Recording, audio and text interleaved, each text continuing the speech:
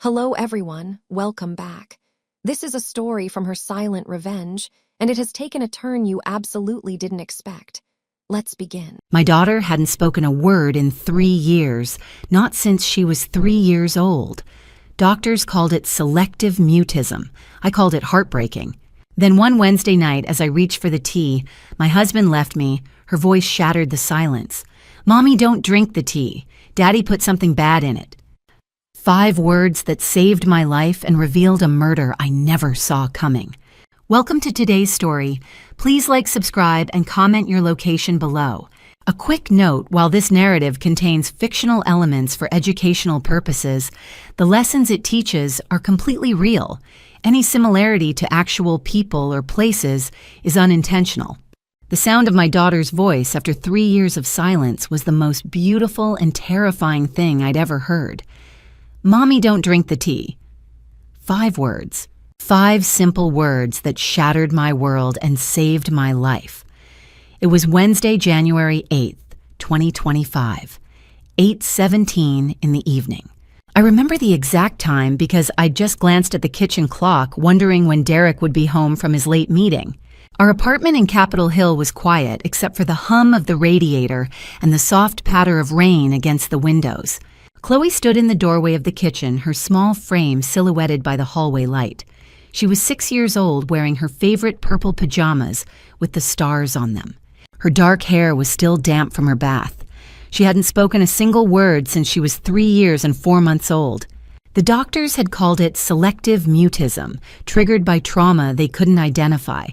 We'd tried everything: child psychologists, play therapy, speech therapy, medications. Nothing worked. Chloe could speak. Her vocal cords were fine. She simply chose not to. For 3 years, she'd communicated through nods, gestures, and drawings.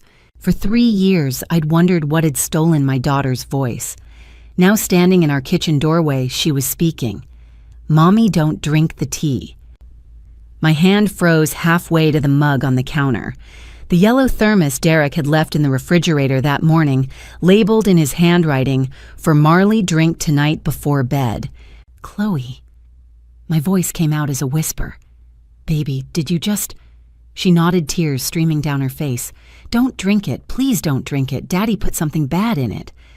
The room tilted. I set down the mug, my hands shaking. "What do you mean, sweetheart? What did Daddy put in it?" Chloe walked toward me, her steps hesitant, her whole body trembling. "I heard him on the phone Tuesday night. I couldn't sleep, and I heard him talking in his office." My heart was pounding so hard I could barely breathe. "What did you hear?" "He said," Chloe's voice broke. "He said, the tea's ready. She'll be in the hospital by Thursday night. Friday morning, Hoffman's office, Portland. $4 million, freedom. You and me, Celeste." The world stopped. Celeste. My sister. Derek's phone calls with Celeste. "Baby," I whispered, kneeling down to her level. "Are you sure that's what you heard?" Chloe nodded, sobbing now. "I'm sure, Mommy. I'm sure because I heard him before. Before 3 years ago." Her voice was so small. "When I was 3. I heard him on the phone in his office, late at night. I went downstairs to get water, and his door was open a little bit, and I heard him. My blood ran cold. 'What did you hear 3 years ago?' He said, 'Tomorrow night, last time. He'll be gone by morning.' And then he said, 'I love you too.' But he wasn't talking to you, Mommy. He said a name. Celeste." Oh God, no." "The next day was February 12th, 2022, Chloe whispered. "Grandpa died that day. My father, who died suddenly of a heart attack at 65. Natural causes, the doctors had said. No autopsy needed. I was little." Chloe continued her words, tumbling out faster now. "I didn't understand everything, but I knew Daddy said someone would be gone, and then Grandpa was gone. And Daddy said he loved someone who wasn't you. And I thought if I stayed really quiet, maybe Daddy would forget I heard. Maybe then you'd be safe." I pulled her into my arms, my entire body shaking. "You stopped talking to protect me." She nodded against my chest. I was scared, Mommy. I was so scared. But I couldn't let Daddy hurt you like he hurt Grandpa. 3 years.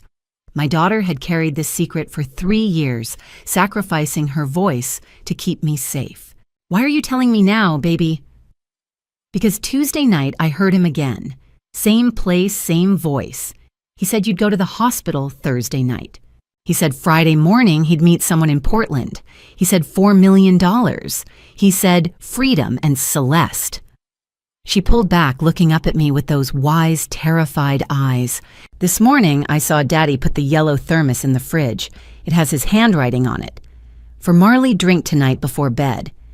Mommy, he's gonna hurt you like he hurt Grandpa. I know he is. I looked at the clock. 8:23. Derek would be home any minute, expecting me to drink whatever poison he'd prepared. I looked at my daughter, who'd given up 3 years of her childhood to save my life. I looked at the yellow thermos on the counter, and I knew with absolute certainty that my husband had murdered my father 3 years ago, that my sister had been his accomplice and lover, that they were planning to harm me tonight, steal my inheritance tomorrow, and disappear with everything we had. I pulled out my phone with shaking hands. Mommy. Chloe's voice was small and scared. I held her close, kissing the top of her head. You were so brave, baby, so incredibly brave. Now I need you to tell me everything again. From the very beginning, can you do that for me? She nodded. I hit record on my phone. Okay, sweetheart, start from 3 years ago. Tell me everything you remember. And in our quiet kitchen with the rain falling outside and 43 minutes before Derek came home, my daughter finally told me the truth that had been trapped inside her for 3 years. The truth that would save us both. Chloe took a deep breath. The words she'd held inside for 3 years began to pour out. We were in my bedroom, door closed, rain drumming against the windows. 8:45 in the evening. Derek wouldn't be home until 11. We had time, but not much. I sat on the edge of my bed, phone recording, hands shaking. Chloe sat cross-legged on the floor in front of me, her purple pajamas damp from tears, her voice small but steady. It was nighttime, she began. February 11th, 2022. I was 3 years old. I couldn't sleep, so I went downstairs to get water from the kitchen. I nodded, encouraging her to continue. Daddy's office door was open a little bit, just a crack. I heard his voice, so I stopped. What did you hear, baby? He was on the phone. I didn't know who he was talking to, but his voice sounded different. Not like when he talks to you. He sounded happy, excited. Chloe's eyes were distant, remembering. He said, tomorrow night, last time, he'll be gone by morning. My stomach clenched. Then he said, I love you too, but we can't tell her yet, soon, after it's done. Did he say a name? I asked, though I already knew the answer. Celeste, Chloe whispered. He said, I love you, Celeste. My sister, my husband. 4 years ago, they'd started their affair while I was pregnant with Chloe. What happened the next day? I asked gently. Chloe's voice grew smaller. The next morning, Grandpa came over for breakfast. You made pancakes. He seemed fine, happy. He told me a story about when you were little. I remembered that morning. Dad had been in good spirits, laughing, playing with Chloe. But that afternoon, he said he felt tired. You told him to rest on the couch. He fell asleep watching cartoons with me. And that night, he said he felt worse. His chest hurt. You called 911. The ambulance came. They took him away. Chloe's voice cracked. He died at the hospital. The doctors said it was his heart. Natural causes. Everyone was sad, but they said sometimes these things just happen. I pulled her onto my lap, holding her tight. But you didn't think it was natural, did you? She shook her head against my chest. I was 3, Mommy. I didn't understand everything, but I knew Daddy said someone would be gone by morning. And then Grandpa was gone. I knew Daddy loved someone called Celeste, not you, and I thought... She looked up at me with those wise, terrified eyes. I thought if Daddy knew I hurt him, he might make you disappear too. So I decided to never ever talk again. If I didn't talk, maybe he'd forget I was there that night. Maybe he'd forget I heard. Maybe then you'd be safe. 3 years. My daughter had chosen silence to protect me. For 3 years, I watched everything. Chloe continued. I watched Daddy and Aunt Celeste at family dinners. I watched how they looked at each other when they thought no one was watching. I saw them have business meetings that didn't look like business. I heard them talk about money on the phone. What about me? I asked. What did you see? You were sad after Grandpa died, really sad. But you didn't know why Daddy and Aunt Celeste were being so nice to you. They kept saying they wanted to help with Grandpa's estate, with his money, with everything. You trusted them. I had trusted them. Completely. I wanted to tell you so many times, Chloe said, tears streaming down her face. But I was scared. What if I was wrong? What if Daddy didn't really hurt Grandpa? What if telling you made him angry and he hurt you? So you stayed quiet. I stayed quiet. At preschool, at home, everywhere. The doctors said I had selective mutism. You and Daddy took me to so many doctors, so many therapists, but I couldn't tell them. I couldn't tell anyone. I rocked her gently, my own tears falling into her hair. What changed, baby? Why are you telling me now? Chloe pulled back her expression urgent. 2 nights ago, Tuesday night. I couldn't sleep again. I went downstairs for water and Daddy's office door was open, just like before, and I heard him on the phone again. My blood ran cold. He said, "The tea is ready. She'll be in the hospital by Thursday night. Friday morning, Hoffman's office, Portland. $4 million, freedom, you and me, Celeste." $4 million. The trust fund Dad had left split between Chloe and me. It required both our signatures to access. This morning, Chloe continued, I saw Daddy put a yellow thermos in the refrigerator. It had a label with his handwriting, "For Marley drink tonight before bed." I knew he was going to hurt you, just like he hurt Grandpa. She gripped my hands. I couldn't stay quiet anymore, Mommy. I couldn't let him hurt you. Even if it meant he'd know I heard everything. Even if it meant he'd be angry at me. I had to tell you. I held her face in my hands, looking into her brave, beautiful eyes. You saved my life, Chloe. You are the bravest person I've ever known. Are we safe now? She whispered. I looked at the clock. 9:15. Derek would be home in less than 2 hours, expecting me to drink the poisoned tea.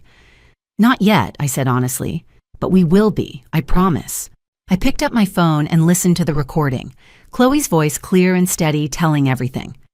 It was evidence, but would it be enough? I thought about my father who died 3 years ago, not from natural causes, from murder.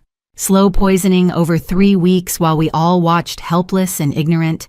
I thought about Celeste, my sister, who'd helped plan it all, who'd betrayed our family for money and a married man.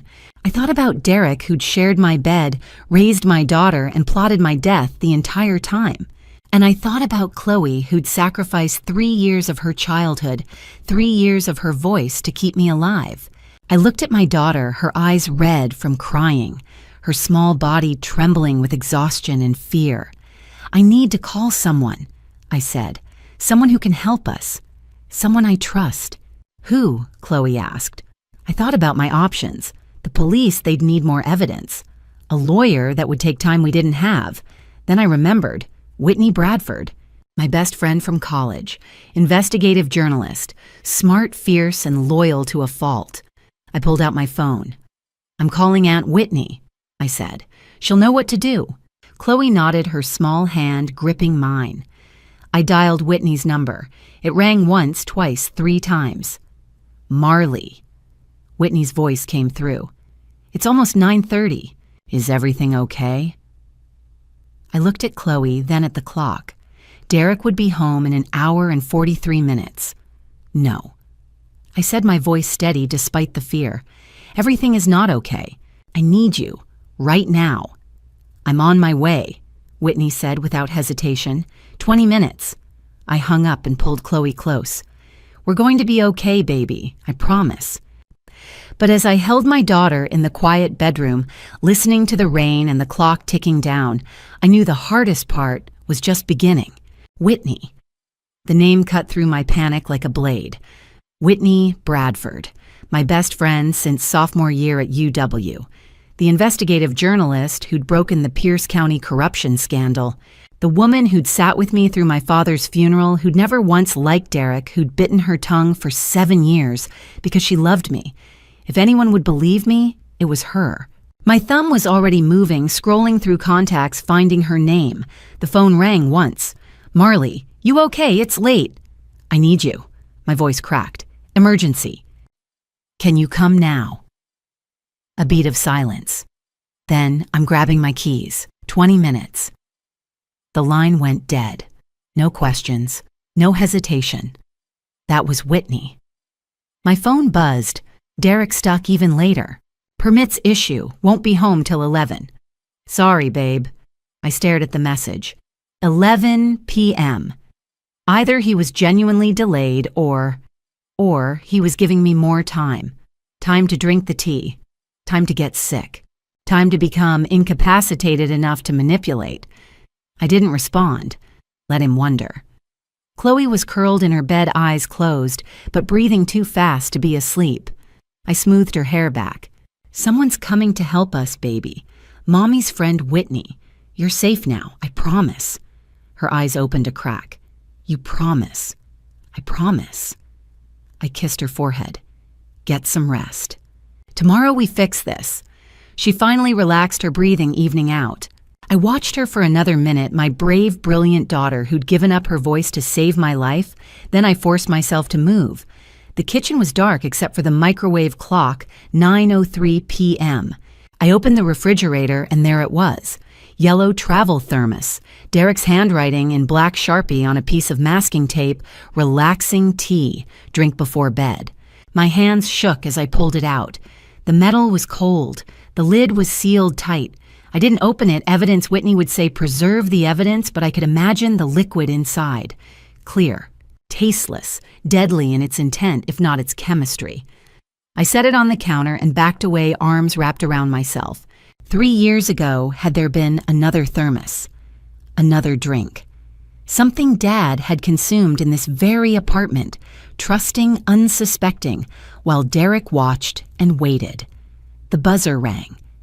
9:24 p.m. I nearly ran to the door. Whitney burst in like a storm system, dark hair wild from the wind leather jacket still dripping rain. She took one look at my face and her expression hardened into something dangerous. "Okay, tell me which son of a bitch we're taking down." I told her everything. Not the slow, agonizing revelation Chloe had given me, but the brutal facts, Derek and Celeste. Dad's death. 3 years of Chloe's silence. The phone call 2 nights ago. The thermos in my kitchen right now. Whitney's face went through a cascade of emotions, shock, fury, grief, and finally cold calculation. When I finished, she was quiet for a long moment. "I never trusted him," she finally said. "I should have said something years ago." "You did say something. I didn't listen." "Because you loved him. Because you thought." She shook her head. "Celeste, your own sister. That's..." She stopped, jaw clenched. "And Chloe, 3 years. That baby carried this for 3 years. She thought if she stayed silent, he'd forget she knew. She thought it would keep me safe." "Jesus." Whitney's eyes were bright with tears she wouldn't let fall. Okay. We need to test that thermos. I know someone. Forensic tech owes me a favor from the corruption case. If there's something in that tea, he'll find it." She was already pulling out her phone, dialing. "Marcus, it's Whitney. I need a huge favor. Tonight. I'm serious, life and death." A pause. "I'm coming to you. 30 minutes. She hung up, looked at me. "Get the thermos. Don't open it. We're going to the lab. Now it's almost 10. Now before your husband gets home. Before he realizes you haven't drunk it. Before he changes the plan." She grabbed my jacket from the hook. "Move, Marley." I grabbed the thermos, wrapping it in a dish towel like it might explode. Whitney drove because my hands were shaking too badly to hold the wheel. The streets were empty rain, turning the city lights into watercolor smears against the windshield. The lab was in Fremont, a nondescript building that looked like a dentist's office. Marcus met us at the back entrance, mid-40s, tired eyes, latex gloves already on. This better be good, Bradford. It's attempted murder. Whitney handed him the thermos. We need to know what's in it. Fast. His expression shifted. He took the thermos carefully, professionally. Give me 2 hours, maybe 3. I'll text you. We went to an all-night diner across the street. Whitney ordered coffee, neither of us drank. I couldn't sit still, couldn't think straight. My phone sat on the table between us like a bomb.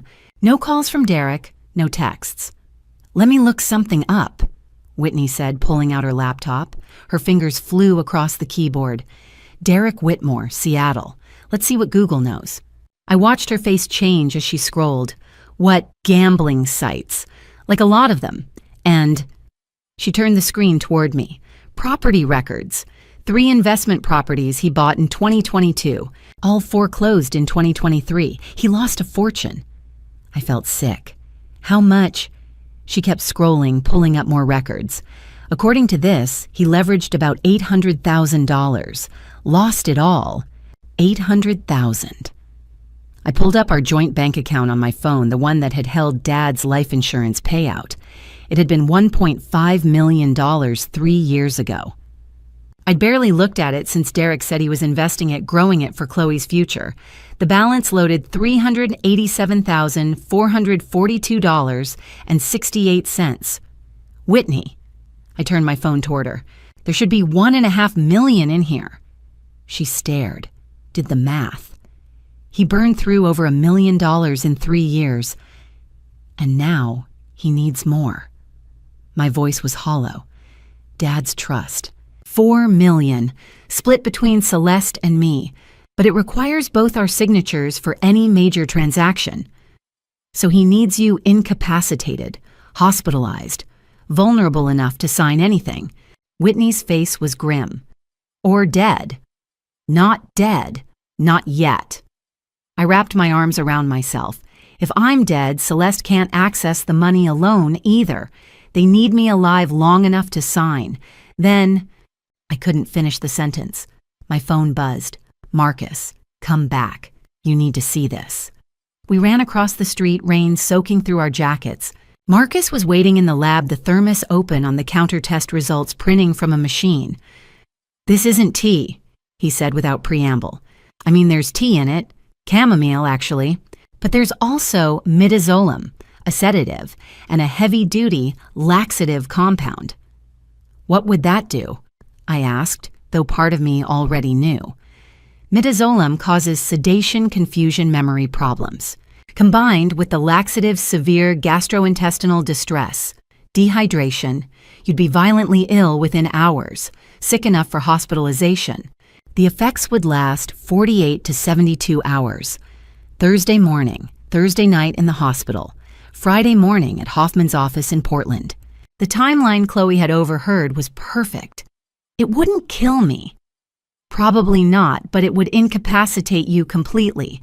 And in your state, if someone presented you with papers to sign, Marcus shook his head, you'd be in no condition to understand what you were agreeing to. Whitney was already taking photos. The thermos, the test results, the label with Derek's handwriting. Marcus printed everything, made copies, sealed the original sample in an evidence bag. This is enough, Whitney said, her voice fierce. This is physical evidence of attempted assault. Combined with Chloe's testimony, your father's suspicious death, we need more than that. I looked at the clock, 1:47 a.m. We need a prosecutor, someone who'll believe us, someone who'll move fast enough to stop them before Friday. Whitney met my eyes. A slow smile spread across her face. I know someone. Cameron Rhodes opened his apartment door at 3 a.m, wearing a faded Georgetown Law t-shirt and an expression that said, "This better be life or death." Whitney. His voice was rough with sleep. "This better be conspiracy to commit assault, fraud, and possibly murder." Whitney pushed past him. Important enough, I followed her inside, clutching my phone. The apartment was exactly what I'd expect from a prosecutor, books everywhere, case files stacked on surfaces, floor-to-ceiling windows overlooking the dark city. Cameron closed the door, sharp eyes moving from Whitney to me. Late 30s, dark hair, disheveled, 3 days of stubble. But his gaze was direct assessing. "Marley Collins," Whitney said. "Cameron Rhodes, King County prosecutor. Marley's husband and sister are trying to poison her. Probably murdered her father 3 years ago. We have 48 hours before they finalize their plan." Cameron's skepticism sharpened into focus. "Sit. Start from the beginning." I sat on his couch, covered in legal briefs. "My daughter Chloe has been silent for 3 years. Tonight she spoke. She told me my husband Derek and my sister Celeste are planning to poison me and that they killed my father. Your daughter is 6 years old. She was 3 when it happened. She overheard them planning my father's death the night before he died." I pulled out my phone, hands shaking. I recorded her telling me. "Do you want to hear it?" He held out his hand. I gave him the phone already cued. Hit play. Chloe's voice filled the apartment. Small, scratchy, but clear, describing the phone call she'd overheard. "Tomorrow night, one last time. He'll be gone by morning." The name, Celeste. I watched Cameron's face as he listened. The skepticism began to crack. By the time Chloe described my father's death, Cameron's jaw was tight. When she explained her 3 years of silence, maybe if I never talked again, he'd forget I heard. Maybe then Mommy would be safe. His eyes closed briefly. The recording ended. Cameron was quiet, then handed back my phone. "That's the most heartbreaking thing I've ever heard." His voice was different now, softer. But it's testimony from a 3-year-old. Any defense attorney would, "There's more." Whitney pulled out the lab results. "We tested the tea Derek left for Marley tonight. Midazolam and industrial-strength laxatives. Enough to hospitalize her for 2 to 3 days. Cameron read the report. His expression darkened. "My father died of a heart attack 3 years ago," I said. "Ruled natural causes. But the timeline matches what Chloe heard, and Derek was alone with him. Derek got him water. You want an exhumation order?" I nodded. "If they killed my father for his money and now they're trying to incapacitate me, what money?" "Trust fund. My father left everything requiring both my sister's and my signature for major transactions. About $4 million remaining. They need me alive long enough to sign then." I stopped. "Then you become a liability." Cameron set down the report. "When Derek leaves for Portland this morning, 6 a.m. I checked my phone, 3:47. He has a meeting Friday at a lawyer's office. Lawrence Hoffman. Chloe heard him say, $4 million, freedom, you and me, Celeste." Hoffman. Cameron's face hardened. "I know that name. He's dirty. We've suspected him of fraud for years. They're planning to forge my signature or drug me into signing. Friday morning, they're completing the transaction." Cameron paced to the window. The sky was beginning to lighten. He was quiet for a long moment. Why didn't Chloe speak before? She was 3. She thought if she was silent, Derek would forget she knew. She thought it would keep me safe. And you believe her completely. I saw Derek pour something into that thermos. I have the lab results. Our bank account lost over $1 million in 3 years. Derek has gambling debts, foreclosed properties. I met his eyes. My daughter gave up her voice for 3 years to protect me. Yes, I believe her. Cameron turned back. If we do this, you and Chloe will testify. Under cross-examination. Are you prepared? Yes. Without your father's body, we can't prove murder. Just conspiracy to defraud and attempted assault. Then we get an exhumation order. We prove it. He nodded slowly. We have 48 hours before they complete this fraud. That's not much time. So what do we do? Whitney asked. Cameron's expression shifted into something calculating. We let them think they're winning. He grabbed a legal pad. Marley, you go home. You pretend to drink the tea. You fake being sick. You text Derek updates Thursday. You're not feeling well, you're getting worse. Maybe you need the hospital. You want me to lie to him? I want you to give him exactly what he expects. A sick wife, incapacitated, controllable. Meanwhile, we document everything. We coordinate with Portland PD. Friday morning at Hoffman's office, we catch them in the act. A sting operation, Whitney said. Exactly. We need Derek confident. We need him and your sister to walk into that office believing they've won. Then we close the trap. I thought about Chloe silent for 3 years. 48 hours seemed like nothing. Can you do it? Cameron asked. Can you lie to your husband for 2 days, look him in the face and pretend you don't know what he is? I thought about my father's last hours, about Chloe's stolen voice, about the thermos in my refrigerator. Yes, my voice was steady. I can do it. Good. Because we get one shot. If they suspect anything, they'll disappear. Your sister will flee. Derek will destroy evidence, and will never prove what they did. What else do we need? Documentation, emails, texts, financial records. He looked at me. Do you have access to Derek's computer? I hesitated. His laptop, at home, I know his password. Then that's where we start. We need evidence of communication between Derek and your sister, between Derek and Hoffman, financial records showing the theft.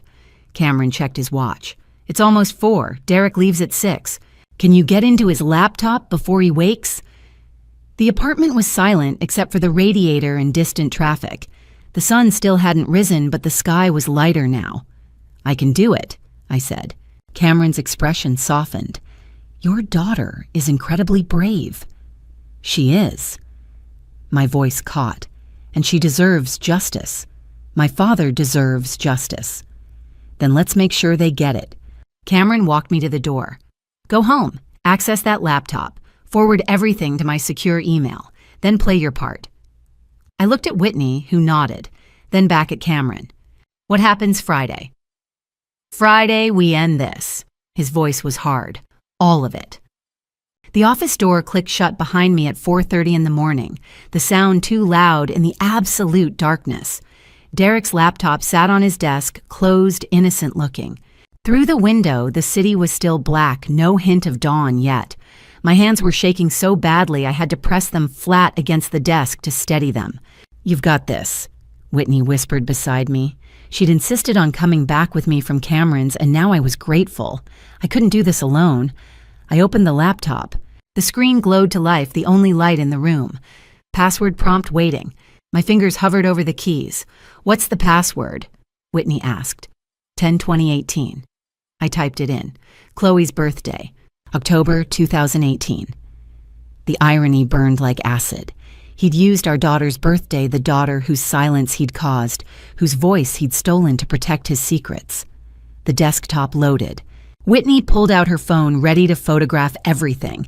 My phone buzzed, Cameron texting start with email.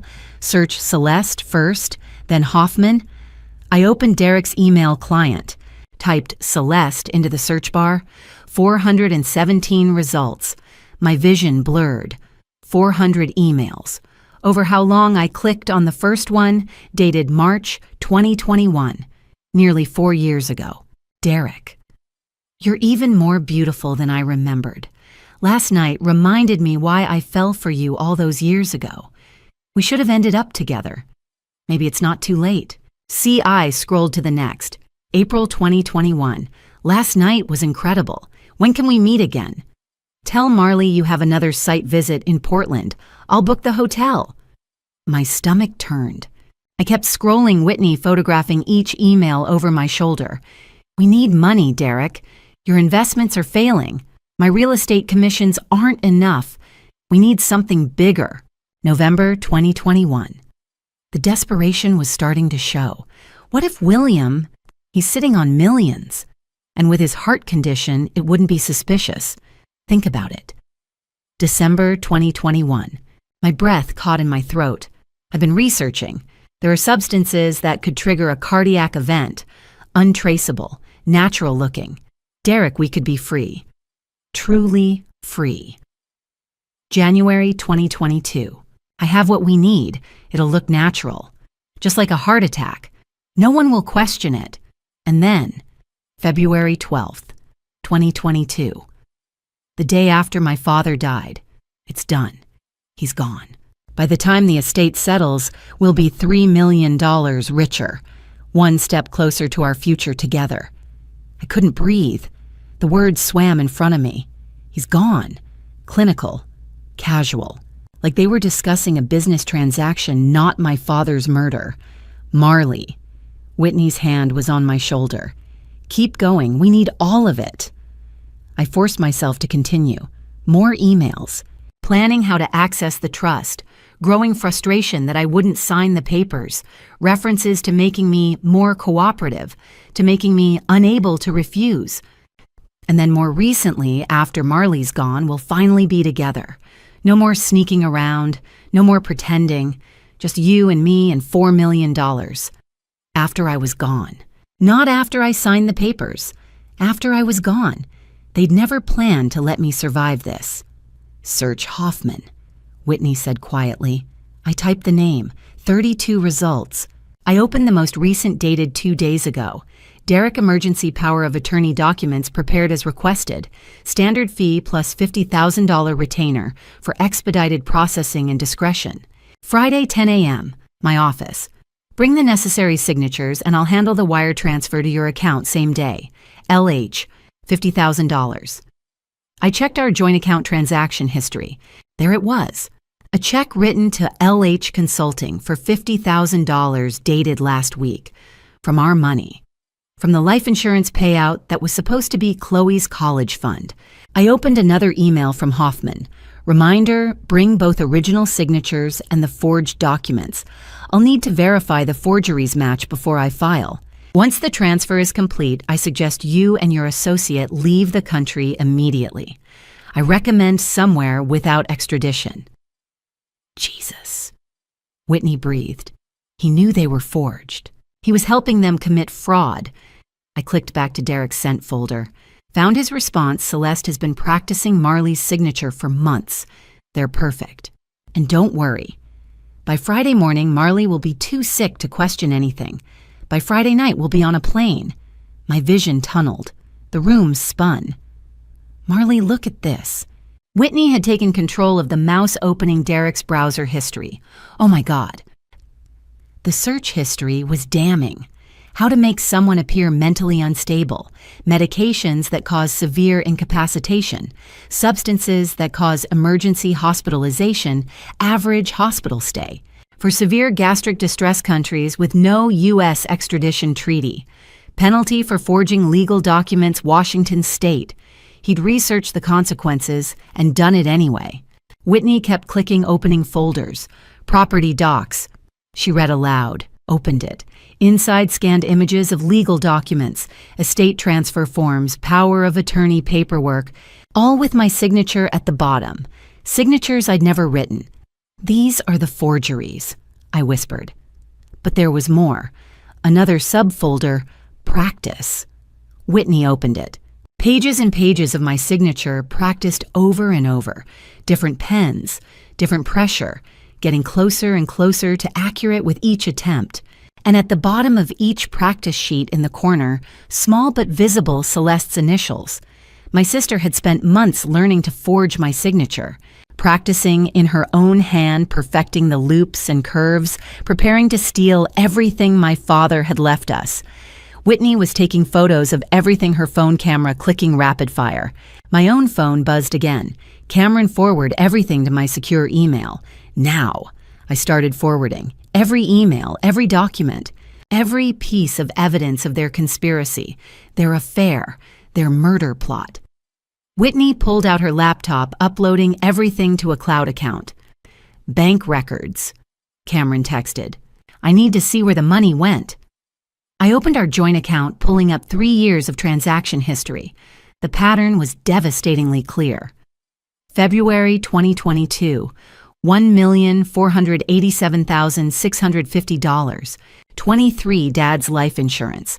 Then month by month, it drained. Withdrawals to online gambling sites, $298, 432. Wire transfers to failed real estate ventures, $387. $650. Cash withdrawals, always in amounts under $10,000 to avoid reporting $412,000. Current balance $387,442.68, over $1 million gone. Gambled away, invested poorly, spent on hotels and gifts, and the lifestyle of a man living a double life. I checked my phone, 6:48 a.m. The bedroom was still silent down the hall. We had time. I kept searching through files, through documents, building the case that would destroy my husband and my sister. At 6:50, the bedroom door opened. I froze. Whitney's eyes went wide. The bathroom door closed. The shower started running. "Close everything," Whitney breathed. "Quickly." "Done."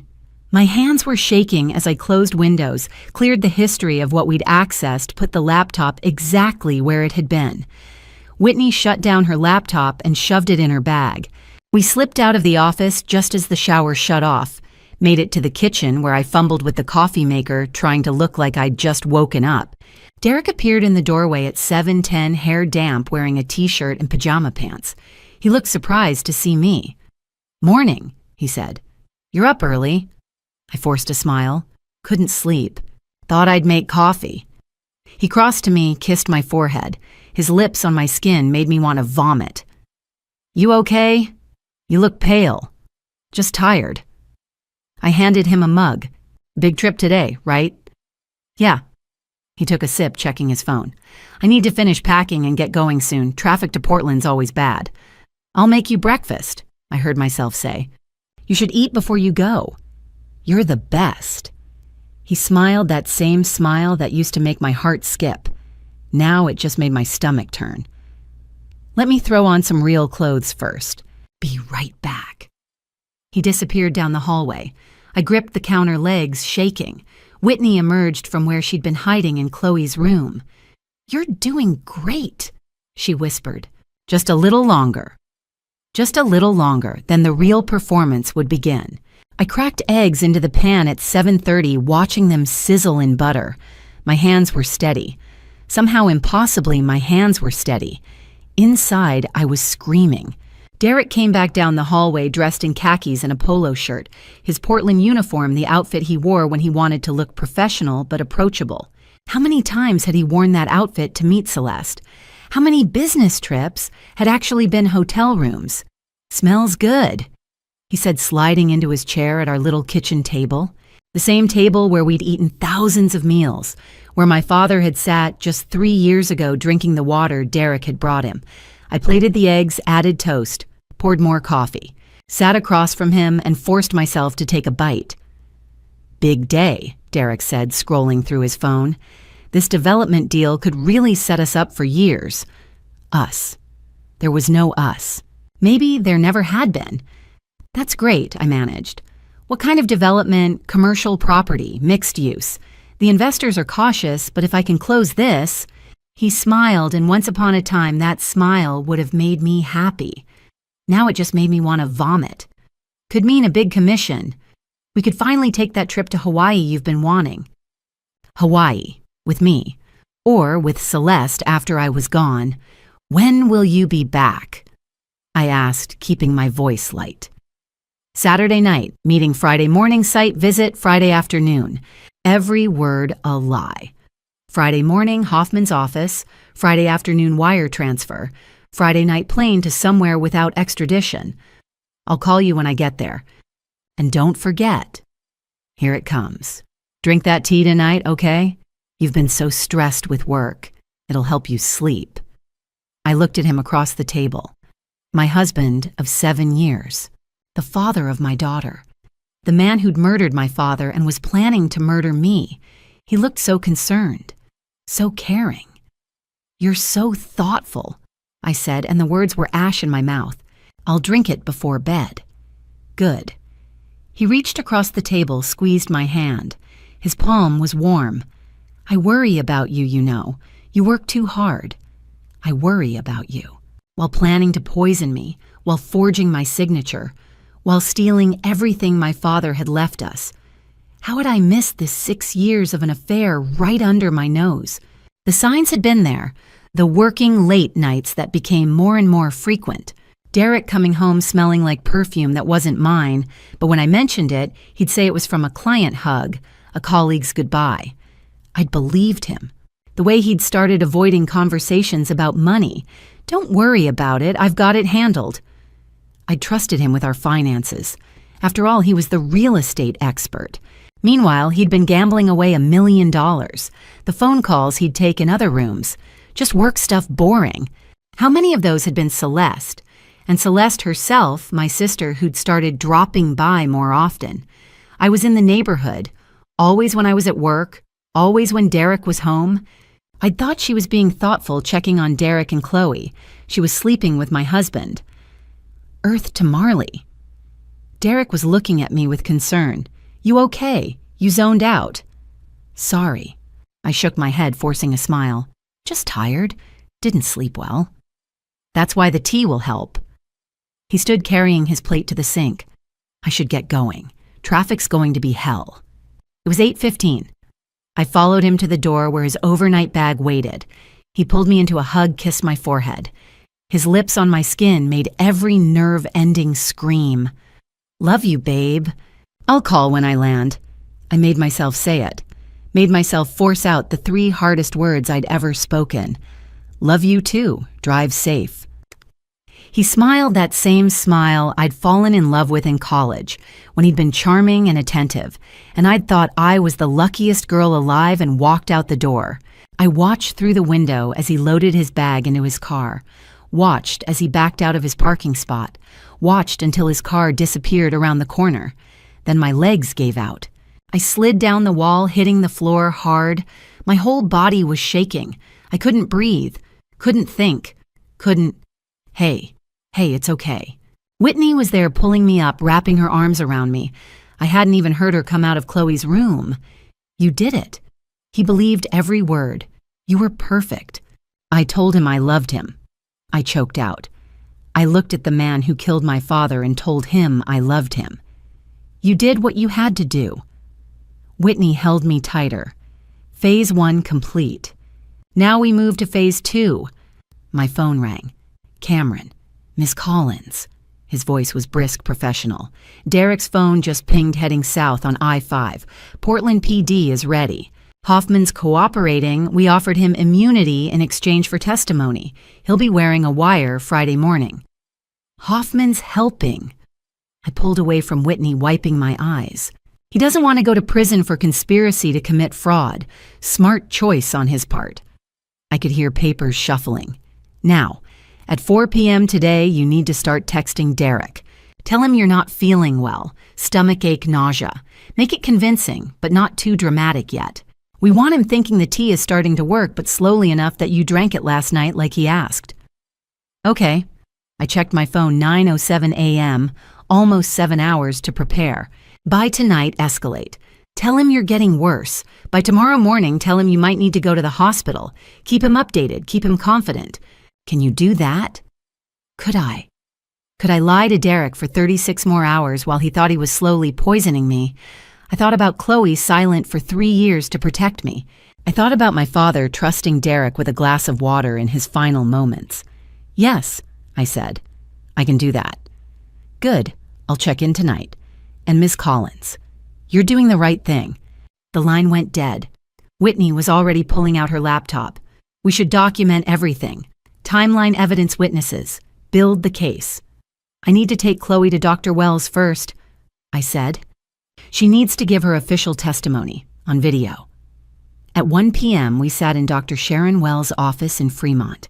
Chloe knew Dr. Wells. She'd been our therapist for the past 3 years trying to understand Chloe's mutism. Now she understood. The camera was set up in the corner. Legal requirement for child testimony. Doctor. Wells had explained the process, age-appropriate questions, no leading, no pressure, just Chloe's story in her own words. I watched through the one-way glass as Chloe sat in the familiar chair, her favorite stuffed rabbit in her lap. Dr. Wells sat across from her, calm and patient. Chloe, can you tell me about the night you stopped talking? And Chloe did. In that small, scratchy voice that still sounded like a miracle, she told the whole story. The phone call. The name Celeste. Grandpa's death.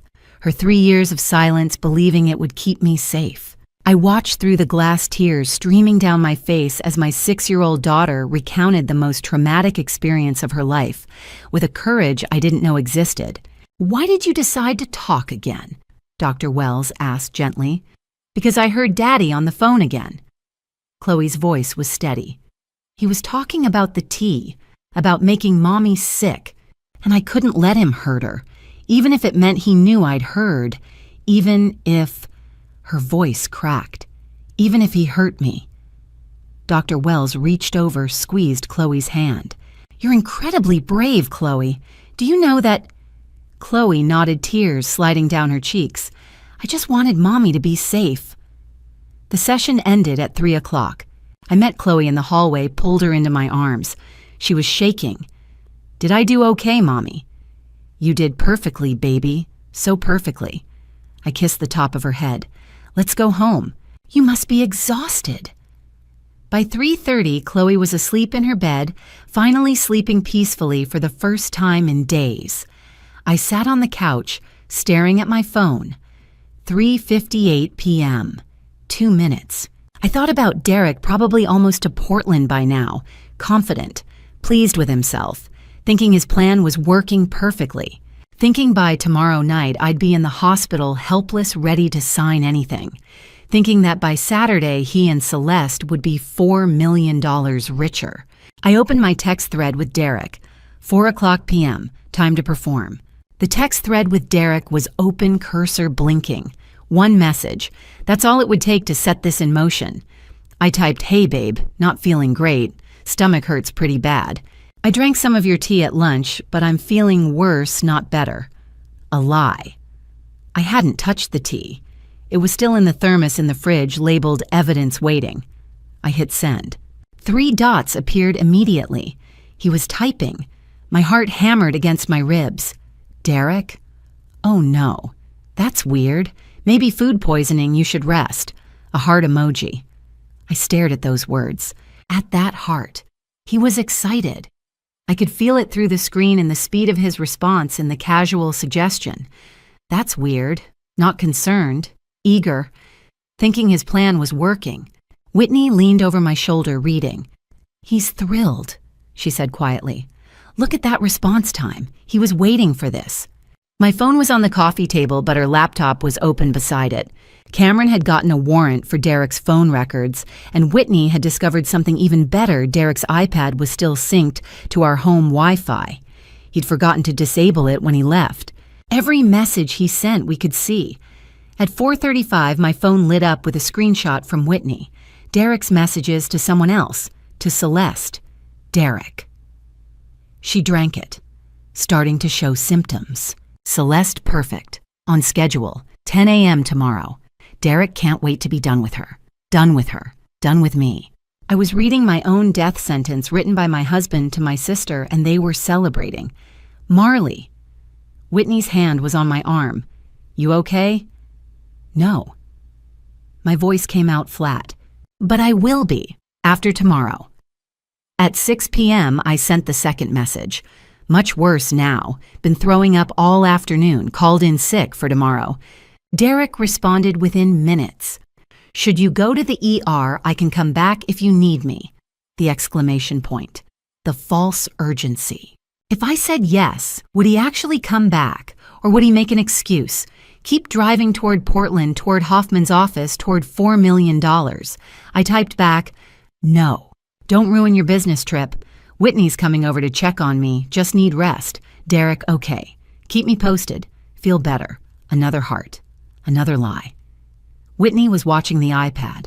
He just texted Celeste again. "She's getting worse. Exactly like we planned." She looked up at me. "They're so confident they think they've won." "Greed makes people stupid," I said. My phone rang at 8 o'clock p.m. Celeste. Mobile. I stared at the screen. My sister.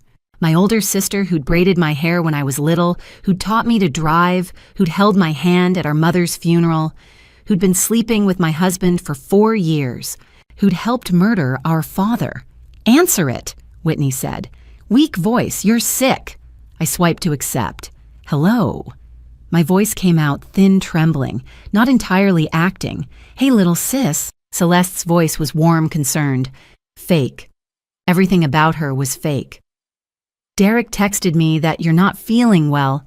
Yeah. I coughed weakly. Stomach's killing me. Been throwing up for hours. Oh no, do you think it's food poisoning? What did you eat today? A test. She was testing me, trying to figure out if I suspected anything. I don't know. I let my voice waver. Maybe. Maybe that tea Derek made, but that's probably just a coincidence. Silence. Just for a second.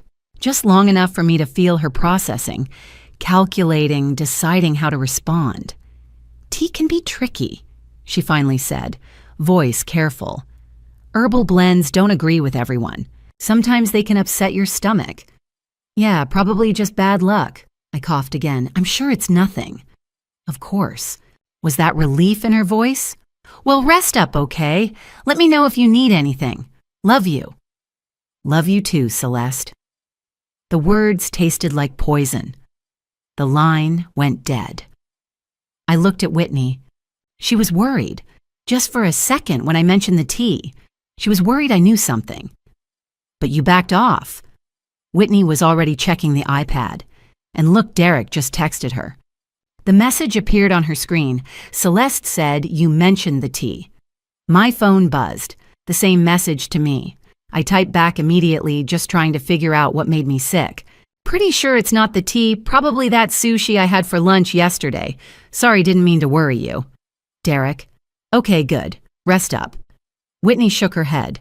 They're rattled. Not enough to stop, but enough to second guess. That's what we want. I stood up, pacing. Keep them nervous but confident. Make them think they're still in control. At 8:30, I sent the final message of the night. Whitney's taking me to urgent care. Really bad. We'll update you later, Derek. Oh no, let me know what they say. Do you need me to come back? I could picture him in his Portland hotel room, phone in hand, practically vibrating with barely contained excitement, thinking this is it. This is working. By tomorrow night, I'll be $4 million richer and free. No need. I'll text you when I know more. Don't worry. But I didn't text again. Let him wonder. Let him and Celeste stay up all night checking their phones, waiting for updates, trying to figure out if their plan was working or if I suspected something. Let them be nervous. At 10 o'clock p.m., Cameron called. Portland PD has Hoffman's building under surveillance, he said without preamble. Detectives Sanchez and Park are flying down tonight. They'll be my eyes and ears in the room tomorrow. Hoffman's agreed to wear a wire. We'll have everything on tape, the forged documents, the wire transfer attempt, everything. And Derek, his phone pinged at a hotel 6 blocks from Hoffman's office. He's staying put. Tomorrow at 10 a.m., he and your sister are walking into a trap. I closed my eyes. What if something goes wrong? Nothing's going to go wrong. We have every angle covered. You've done your part perfectly. Now all you have to do is wait. Wait. As if that were easy. I hung up and looked at Whitney, who was packing up her laptop. You should try to sleep, she said. I can't. I stared out the window at the dark Seattle skyline. Tomorrow morning, my husband and my sister are going to walk into that office thinking they're about to steal $4 million, thinking they've gotten away with murder, thinking I'm too sick to stop them. And instead, they're going to get arrested. Whitney squeezed my shoulder. Justice Marley, for your dad, for Chloe, for you. After she left, I checked on Chloe. She was sleeping peacefully, her stuffed rabbit tucked under her arm. 3 years of silence, and now she slept like a normal 6-year-old, because she'd been brave enough to speak. Tomorrow I'd be brave enough to finish this. I lay in bed staring at the ceiling phone on the nightstand. Every few minutes I checked it. No messages from Derek, no calls from Celeste. They were probably doing the same thing. I was lying awake, unable to sleep, waiting for tomorrow. The difference was they thought they were waiting for their payday. I was waiting for their reckoning. Friday morning arrived with Seattle's signature gray drizzle, the kind of rain that wasn't quite rain, just moisture hanging in the air like it had nowhere else to be. I woke at 6 a.m., though I'd barely slept. The alarm was unnecessary. I'd been watching the clock since 4:30. I showered, letting the hot water burn away the exhaustion. Then I dressed carefully, navy blazer, white blouse, black pants. Professional, composed, armor. Today I would watch my marriage end. Chloe was still at Dr. Wells' house, a planned sleepover for therapeutic play, but really to keep her away from this. She didn't need to see what was about to happen. She'd been brave enough already. My phone buzzed. Derek, 6:04 a.m., hope you're feeling better. Call me when you're up. I stared at the message. Didn't respond. I was supposed to be too sick to answer, remember. Too incapacitated to question anything. Too weak to stop him. At 8 o'clock, Whitney picked me up. I'd tried to drive myself, but my hands were shaking too badly to hold the wheel. You ready for this? She asked as we merged onto I-5 heading downtown. No. I watched the rain streak across the passenger window. But I have to be. Cameron's office was in a high-rise near the courthouse, all glass and steel and expensive views of Elliott Bay. We took the elevator to the 12th floor where he met us at the conference room door. Everything's set up, he said. Portland PD is in position. Hoffman's wearing the wire. We're live in 30 minutes. The conference room had been transformed into a command center. 3 laptops were arranged on the long table, each showing a different feed. Screen 1 exterior security camera of Hoffman's building in Portland, 175 miles south. The entrance was visible along with the parking lot. Rain was falling there too. Screen 2, GPS tracking. 2 dots moving steadily south on I-5. Derek's phone, Celeste's phone. Screen 3, audio interface. Currently silent but connected to the wire Hoffman was wearing. In 25 minutes, we'd hear everything happening inside his office. Detective Maria Sanchez called in from Portland at 8:35. We're in position across the street, unmarked van. 4 officers plus me and Detective Park. When they enter the building, we wait for the confession, then we move. Understood, Cameron said. Ms. Collins is here with me. She'll be listening. Ma'am. Sanchez's voice softened. I'm sorry you have to go through this. Thank you, I managed. The line went dead. I sat in one of the conference room chairs staring at the screens. Whitney sat beside me, her hand finding mine. Cameron poured coffee that no one drank, and we waited.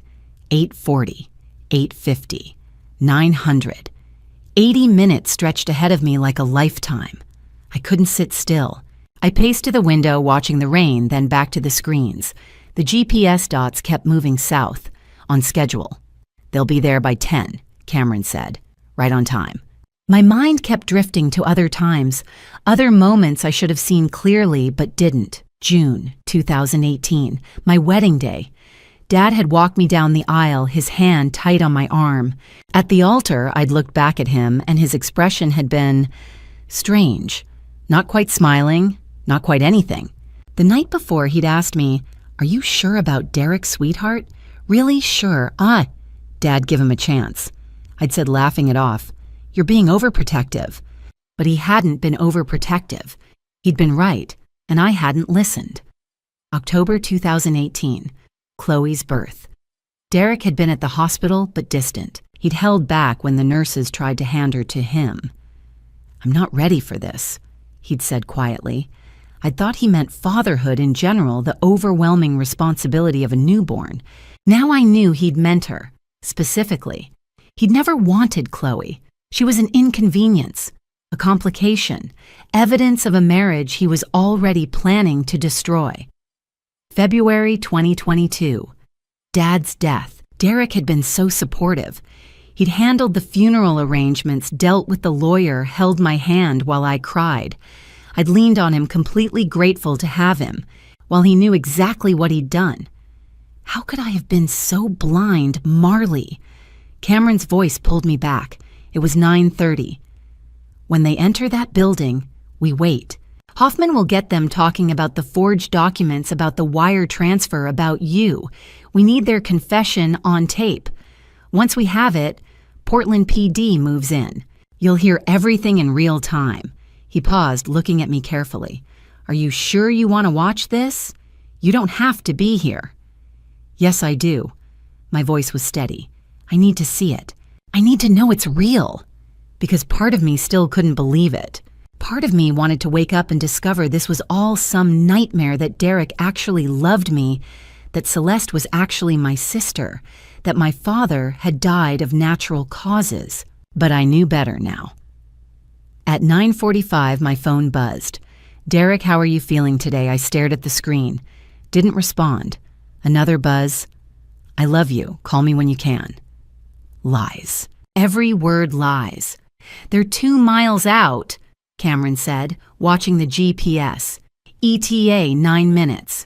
My heart was pounding so hard I could hear it. Whitney squeezed my hand. "Breathe, Marley." I tried. Couldn't. At 9:50, the exterior camera showed a gray sedan pulling into Hoffman's parking lot. "That's Derek's rental," Cameron said. I watched the car park. Watched Derek step out, khakis polo shirt, confident stride. He looked normal. Happy even. Like a man on his way to close a business deal, not commit fraud and conspiracy. At 9:55, a white BMW pulled in beside him. Celeste. She stepped out of the car in designer sunglasses and a cream-colored coat, her dark hair perfect despite the rain. She walked like she owned the world. Confident. Beautiful. Successful. My sister. The woman I'd admired my whole life. The woman I'd wanted to be like. Walking into a building to steal my inheritance and destroy what was left of my family, Derek waited for her at the entrance. They didn't touch, didn't embrace too public, but I could see them talking. Celeste laughed at something he said. Then they disappeared through the glass doors. The audio feed crackled to life. Footsteps, a door opening. Hoffman's voice, smooth and professional. "Mr. Whitmore, Miss Collins. Right on time. Please come in." The video feed showed them entering Hoffman's conference room, modern professional, with a large wooden table and floor-to-ceiling windows overlooking downtown Portland. Derek and Celeste sat down side by side, confident, relaxed. Hoffman sat across from them, a manila folder in front of him. They looked like any other business meeting. Legal, legitimate, safe. They had no idea. Through the wire, I heard Hoffman's voice. "Thank you both for coming. Let's review the documents, shall we?" Papers rustled. I leaned closer to the screen, my hands gripping the edge of Cameron's conference table. "This is the power of attorney for Marley Collins, correct?" Hoffman asked. Derek's voice came through clear and confident. "Yes, my wife just experienced a medical emergency." I felt Whitney's hand find mine. I squeezed it so hard my knuckles went white. "She's currently hospitalized and incapacitated," Derek continued smoothly, "unable to manage her own affairs. As her husband, I need temporary authority over her assets." Every word was a lie. Every single word. I was sitting 75 miles north, perfectly healthy, listening to my husband fabricate an entire medical crisis. The ease with which he lied, the smoothness, the confidence made my skin crawl. This was the man I'd married, the man I'd trusted with everything. Hoffman's voice again. "And Ms. Collins, as co-trustee of your father's estate, you're authorizing the liquidation of all real property and investment accounts." Celeste spoke, and her voice dripped with fake concern. "Unfortunately, yes. My sister, she's not well." I could feel rage building in my chest, hot and sharp. "This is really for her own good," Celeste continued. "She can't make these decisions right now. We're protecting her." I almost laughed, actually laughed. Protecting me. By trying to steal $4 million. By trying to incapacitate me. By planning to have me declared mentally incompetent. By murdering our father. I see. Hoffman was pushing papers across the table. Now I could hear them sliding on wood. And these signatures here. These are Miss Collins' signatures. A pause. Just a beat. Then Derek, "Yes. I personally witnessed her signing these documents. I'd never signed anything. Not one single page." Celeste. "I was there as well. She signed them. Both of them. Lying without hesitation. Without a flicker of conscience." Cameron was standing beside me now, watching the screen. Whitney's grip on my hand tightened. Hoffman's tone shifted just slightly, but enough to notice.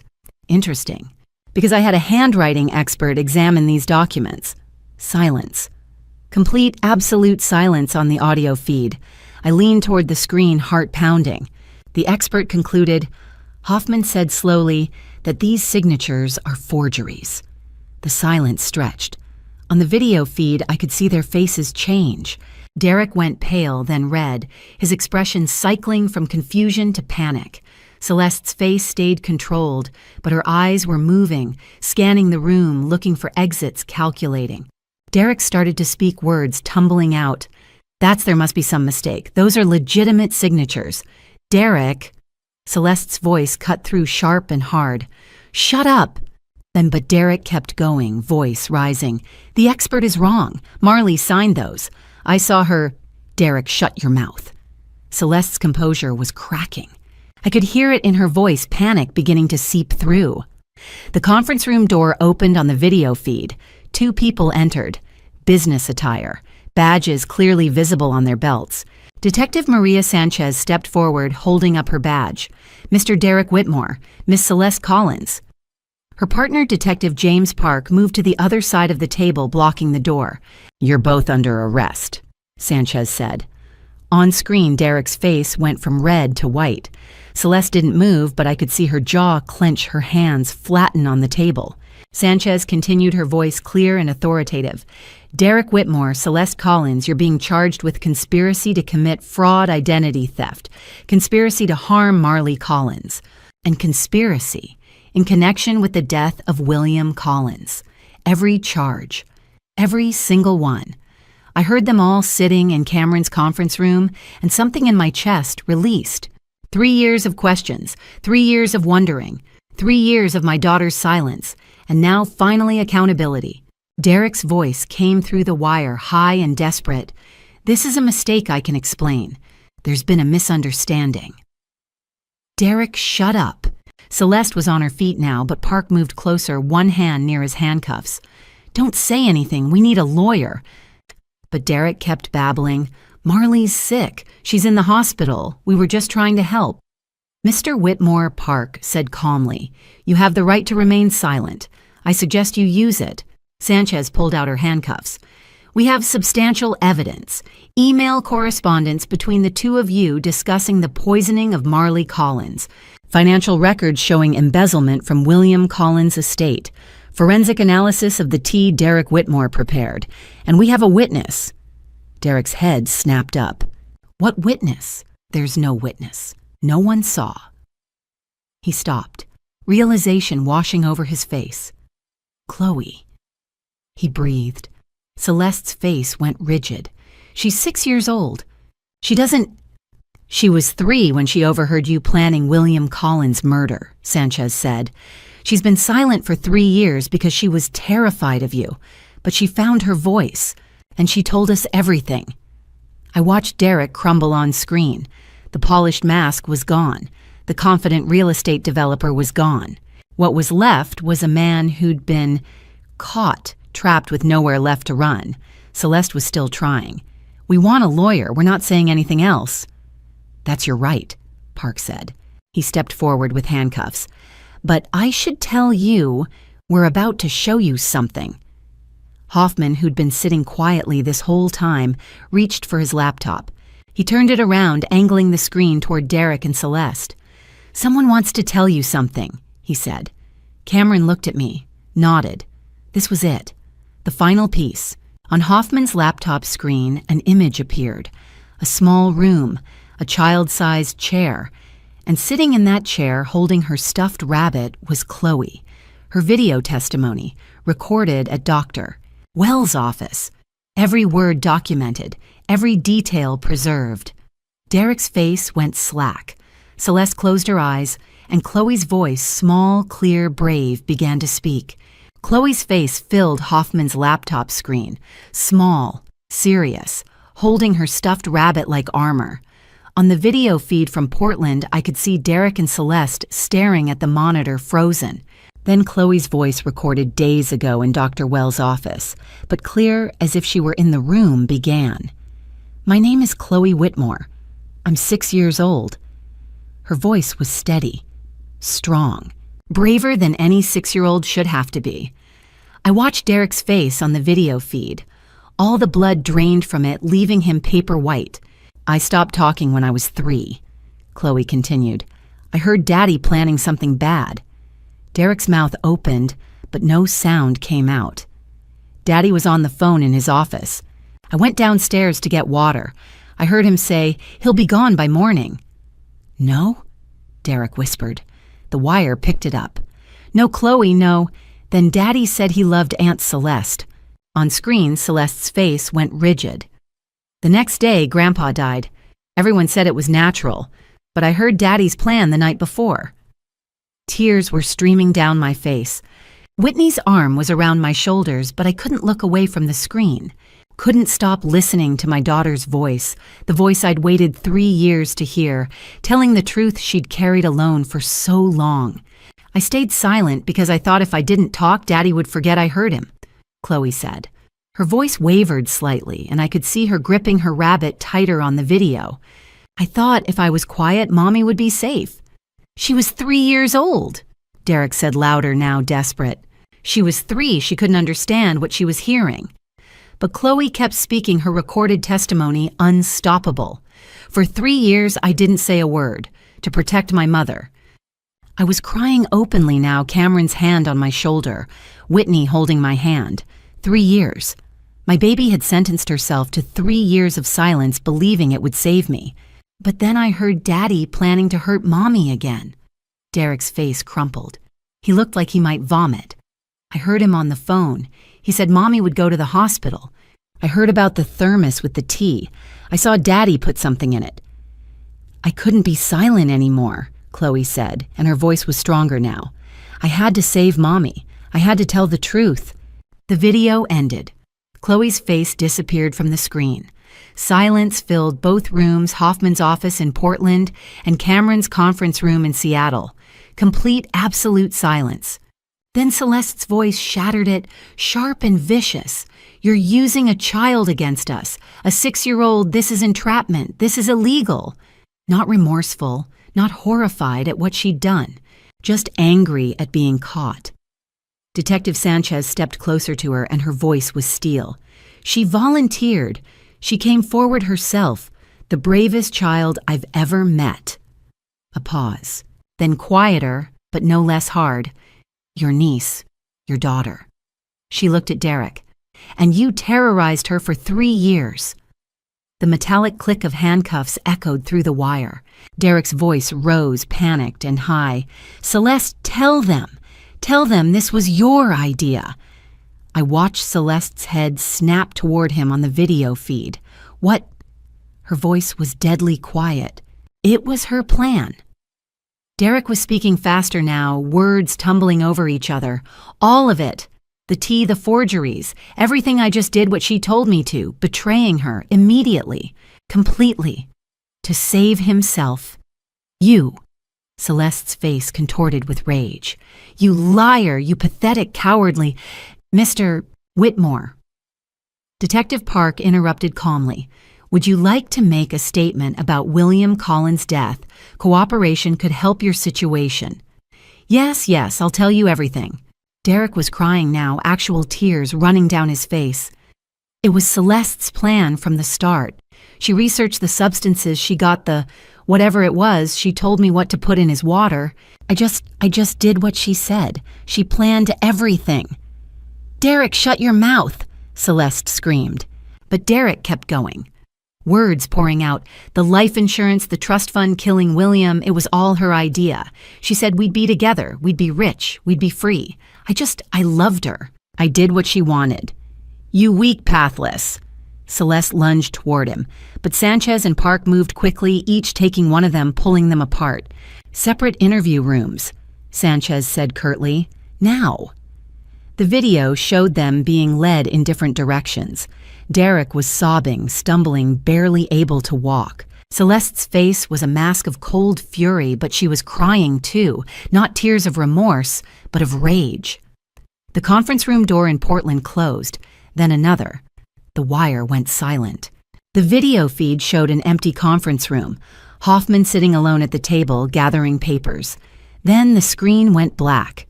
It was over. Derek and Celeste were in custody, handcuffed, separated, already turning on each other, the conspiracy collapsing under its own weight.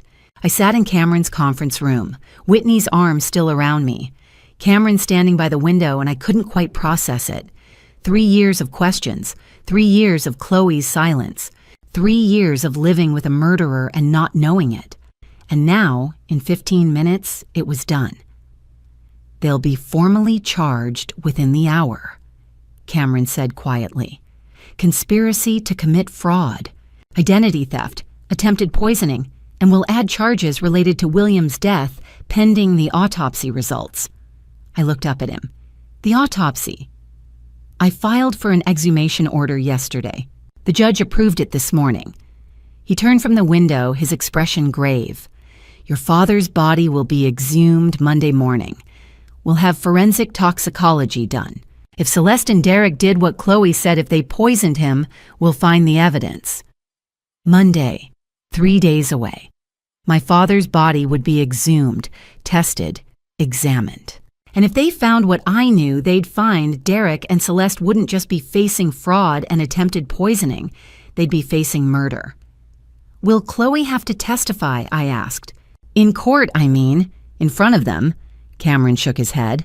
Her video testimony will be admissible. She won't have to face them unless absolutely necessary. And given her age and the circumstances, I'll fight to keep her out of the courtroom. She's been through enough. I nodded, unable to speak. My throat was too tight. Ms. Collins. Cameron's voice was gentle. You did it. You protected your daughter. You got justice for your father. You survived. Survived. The word felt too small for what had happened, for what Chloe had endured, for what we'd both lost and found in the past 3 days. But it would do. Thank you, I whispered. Cameron nodded. Go home. Be with Chloe. Let us handle the rest. Whitney drove me back to Capitol Hill. Neither of us spoke. What was there to say? The rain had stopped and weak winter sunlight was breaking through the clouds. The city looked different somehow, cleaner, lighter. Or maybe that was just me. When I got home, I picked up Chloe from Dr. Wells' house. She ran to me, wrapping her arms around my waist, and I held her like I'd never let go. Did it work, Mommy? She whispered against my shoulder. Did my words help? Yes, baby. I was crying again. Your words helped. You were so brave, so incredibly brave. Is Daddy going away? Yes, for a very long time. She nodded against me. Good. Now you're safe. Now you're safe. As if that had been her only concern all along. As if 3 years of silence were a small price to pay for my safety. I carried her inside, held her on the couch, and for the first time in 3 years, maybe longer, I felt like I could breathe. Still here, drop a 1 so I know you're ready for what comes next. Fair warning, this story weaves fiction with reality to teach real lessons. If you'd rather not continue, now's the time to close this chapter. They exhumed my father's body on a gray Tuesday morning, 1 week after Derek and Celeste's arrest. I wasn't allowed to be there, legal protocols Cameron had explained, but I felt it anyway deep in my bones. The earth opening. My father's casket rising back into daylight after 3 years of darkness. That week had been the longest of my life. I couldn't work. Couldn't focus on spreadsheets or data analysis or anything that required coherent thought. I'd taken emergency leave from Amazon, and they'd been understanding. Family crisis, I'd said. And it was true, even if the crisis was 3 years overdue. I couldn't sleep properly either. Every night I'd lie awake staring at the ceiling, wondering what the tests would show. Wondering if we'd been right. Wondering if the truth we'd suspected, the truth Chloe had carried for 3 years, would be proven in a laboratory. Chloe stayed home with me that week. She'd started therapy with Dr. Wells twice a week play therapy mixed with talk therapy, helping her process 3 years of trauma. And she was talking, more each day. Small things at first. Can I have juice? I like this show. Then bigger things. I had a bad dream about Daddy. I miss Grandpa. But while Chloe was finding her voice, I was waiting for another voice. The voice of science, of proof, of undeniable truth. The exhumation meant everything. My father's body, buried for 3 years in Forest Lawn Cemetery, would be examined with technology that hadn't been used during his original autopsy. Advanced toxicology screening, tests for substances that wouldn't have been checked in a routine examination of an apparent heart attack. If Derek and Celeste had done what we suspected, what Chloe had testified to, what the emails suggested, we would finally know. Not just believe, know. Tuesday morning, my phone rang at 10:47 a.m. Cameron. "We have the results," he said without preamble. His voice was serious, careful. "Can you come to my office?" I knew before he said anything else. The tone in his voice, the weight of those words, they'd found something. "I'll be there in 30 minutes. Whitney drove me downtown again. My hands were shaking too badly to hold the wheel, just like they had a week ago when we'd gone to watch the sting operation. But this felt different. This felt final. "Whatever it is," Whitney said quietly, "we'll handle it." I nodded, unable to speak. Cameron's office was on the 12th floor, the same conference room where we'd watched Derek and Celeste walk into their trap. But today, there was just Cameron sitting at the head of the table. A thick manila folder lay in front of him. Official Medical Examiner's Report, King County, Washington. He pushed it toward me as I sat down. Whitney took the seat beside me, her hand finding mine under the table. "I'll explain the findings," Cameron said gently. "You don't have to read it if you don't want to." "Tell me." My voice came out steadier than I felt. He opened the folder, revealing pages of technical language charts, chemical formulas. But Cameron translated it into words I could understand. Words that made my world tilt all over again. Advanced toxicology screening detected the presence of beta blockers in your father's tissue samples, specifically metoprolol and propranolol. Neither of these medications were prescribed to him. Beta blockers. I'd heard the term before, vaguely understood they were heart medications. But Dad hadn't taken them. He'd been on different medications, ACE inhibitors, blood thinners. I'd picked up his prescriptions myself. These beta blockers, Cameron continued, when combined with the medications your father was actually taking, create a dangerous interaction. They can cause severe hypotension, dangerously low blood pressure, irregular heartbeat, and ultimately cardiac arrest. "How much?" I asked. "How much did they give him?" "The concentrations found in the tissue are consistent with regular ingestion over a period of 2 to 3 weeks before his death. Not a single massive dose, but cumulative exposure, small amounts regularly administered. 2 to 3 weeks, slowly poisoning him, weakening his heart bit by bit until it finally gave out." I thought about those final weeks. Dad coming over for dinner, complaining that he felt weaker than usual. The dizzy spells he'd mentioned, how tired he always seemed. "Just getting old," he'd said with a rueful smile. 65 isn't what it used to be. His doctor had thought the same thing. Normal for his age, nothing concerning. Maybe adjust his medications a bit, get more rest. None of us had suspected. How could we? "The medical examiner has amended the cause of death," Cameron said quietly. "From natural causes to cardiac arrest due to drug interaction. The manner of death has been changed from natural to homicide." Homicide. The word hung in the air like a physical thing. My father hadn't died of a heart attack. He'd been murdered. Deliberately. Methodically. Over weeks, Derek had been poisoning him, tampering with his medication, weakening him, until his heart couldn't take it anymore. I felt everything at once. Pain sharp and fresh, like I was losing him all over again. Relief that we finally had proof that Chloe's testimony was vindicated. Rage that they'd done this to him, to us, and almost gotten away with it. And guilt. God, the guilt. Why hadn't I noticed? Why hadn't I seen that something was wrong? I'd been right there. I'd seen him getting weaker. I'd heard him complain. Why hadn't I pushed harder, demanded more tests, suspected something Marley? Cameron's hand was on my arm. "This isn't your fault. You couldn't have known. No one could have known. They were careful, calculated.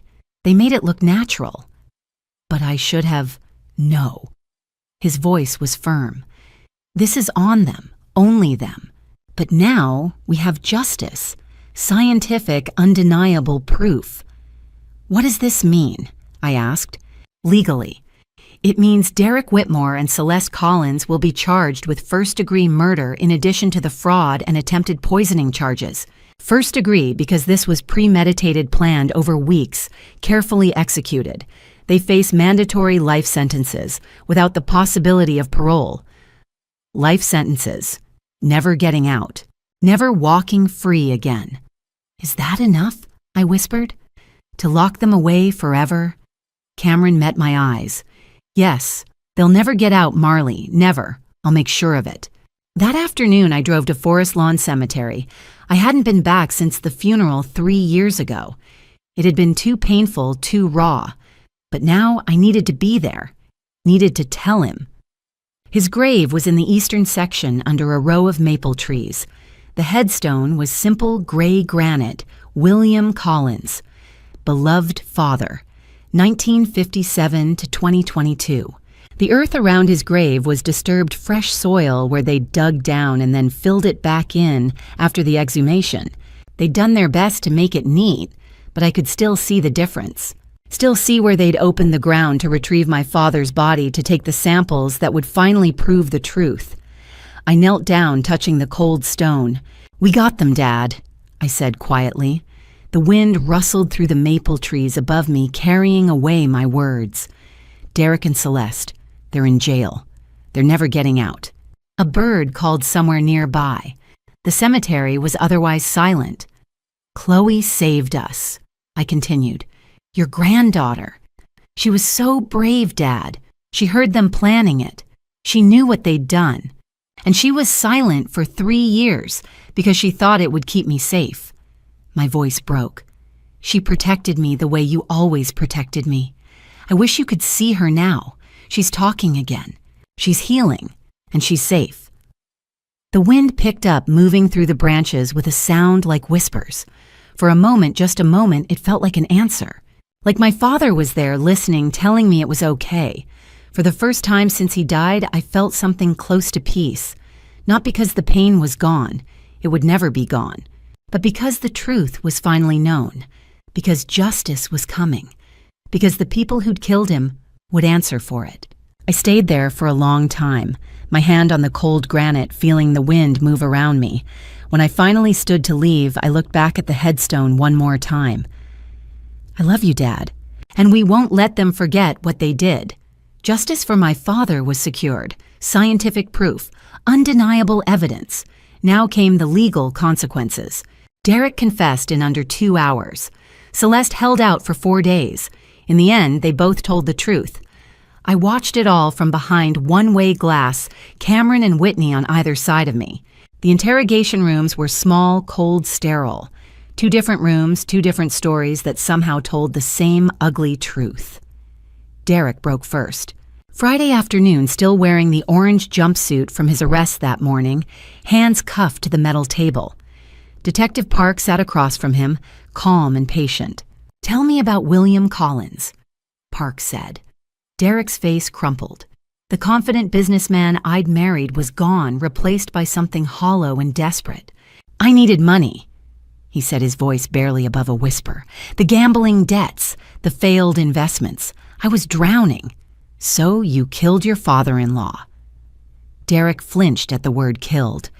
Celeste planned it. She researched everything. Beta blockers, dosages, how to make it look natural. I just switched his pills. My stomach turned. Just. As if it were nothing. "Walk me through it," Park said. Derek's confession spilled out like poison. November 2021. Celeste suggesting they needed money fast. December, the plan taking shape. January 2022. Celeste obtaining the beta blockers through a contact at a pharmaceutical company. Derek replacing Dad's heart medication with the poisoned bottles. 3 weeks, Derek said. He got weaker every day, complained about being tired, dizzy. We told him it was stress, that he should rest. I watched through the glass tears streaming down my face. 3 weeks. We'd all watched my father die slowly, and Derek had sat at our dinner table pretending to care. February 11th, I gave him the final dose, higher concentration. The next morning, he had the heart attack. And the life insurance, $3 million, split between me and Celeste. What about your wife? What about Marley? Derek's eyes filled with tears. That was Celeste's idea, too. She wanted everything the full inheritance. The plan was to make Marley look mentally unstable, get her committed or declared incompetent, gain custody of Chloe, and control the estate. The tea on Wednesday night, midazolam and a heavy laxative. She'd be hospitalized for 48 to 72 hours. We'd claim she was having a breakdown. Friday morning, we'd meet with the lawyer in Portland, forge her signature, and transfer the assets. Park leaned forward. Did you know your daughter overheard you planning William's murder? Derek's face went white. No, I swear I didn't know. If I'd known Chloe heard... He broke down completely. She was 3 years old. 3. And she stayed silent for 3 years. Because of me. I turned away from the glass. I couldn't watch anymore. 4 days later, Celeste's interrogation. She'd refused to speak until her lawyer advised her that cooperation might reduce her sentence. Detective Sanchez conducted this one, a woman with ice in her veins and no patience for lies. Celeste sat perfectly straight, her expression cold and controlled even in the orange jumpsuit. Tell me about your father's death, Sanchez said. It was business, Celeste said flatly. He was going to leave everything to Marley anyway. I just accelerated the timeline. Business. My father's murder was business to her. And your sister. Marley's always been weak, trusting, naive. I knew she'd never suspect Derek, and she certainly wouldn't suspect me. The casual cruelty in her voice made me sick. What about Chloe? Sanchez asked. For the first time, something flickered across Celeste's face. Not remorse, calculation. Collateral damage, she said. The child would have been fine. Children are resilient. She would have adjusted. Collateral damage. My daughter was collateral damage. You were willing to destroy a 3-year-old's sense of safety for money. $4 million, Celeste corrected. That's what the trust fund was worth, plus the real estate, the investments. We're talking about generational wealth. Sanchez stared at her. You murdered your father. You tried to harm your sister. You traumatized your niece. For money. For freedom, Celeste said. Derek was suffocating in debt. I was tired of living in my little sister's shadow. This was supposed to be our chance. How do you feel about your sister now? Celeste's smile was thin and bitter. Marley always gets what she wants in the end, doesn't she? The perfect life, the perfect daughter, everyone's sympathy. Even now she's the victim, everyone rallies around. I stood up behind the glass, unable to listen anymore. This woman, my sister, my blood, was a stranger, a monster wearing a familiar face. Cameron met me outside the observation room. Full confessions, he said quietly. Both of them. Recorded, witnessed, legally binding. What happens now? Sentencing. 3 weeks. They'll both get life. Whitney appeared beside me, her hand on my shoulder. Let's go home, Mar. Chloe's waiting. I nodded, but I turned back one last time toward the interrogation rooms where Derek and Celeste sat in separate cells, their futures reduced to orange jumpsuits and concrete walls. They'd tried to take everything from me, my father, my safety, my daughter's voice, but we'd taken something from them too, their freedom, forever. 3 weeks after the arrests, I walked into King County Superior Court with Whitney beside me and my heart pounding in my chest. Ready? Whitney asked quietly. No, I admitted, but let's do this. The courtroom was solemn and imposing. High ceilings, polished wood, the seal of Washington State mounted behind the judge's bench. I took my seat in the front row, the victim's family section. Reporters filled the back rows, notebooks ready. This case had drawn attention: murder, betrayal, a silent child witness. The elements of a perfect story, except it was my life. Derek entered first, escorted by 2 officers. He wore an orange jumpsuit, hands cuffed in front of him. He'd lost weight in the past 3 weeks. His eyes found mine across the courtroom. He opened his mouth as if to speak. I looked away. Celeste came next, also in orange, her dark hair still perfectly styled, even in jail. She walked with her chin up, defiant. She didn't look at me at all. Judge Morrison entered, and we all stood. She was a woman in her 60s with silver hair and sharp eyes that missed nothing. "Be seated," she said. "We're here for the sentencing of Derek Whitmore and Celeste Collins." Prosecutor Cameron Rhodes stood, his voice steady and clear. "Your Honor, the defendants have been charged with conspiracy to commit first-degree murder in the death of William Collins, conspiracy to harm Marley Collins, fraud identity theft, and forgery of legal documents." He outlined the evidence methodically.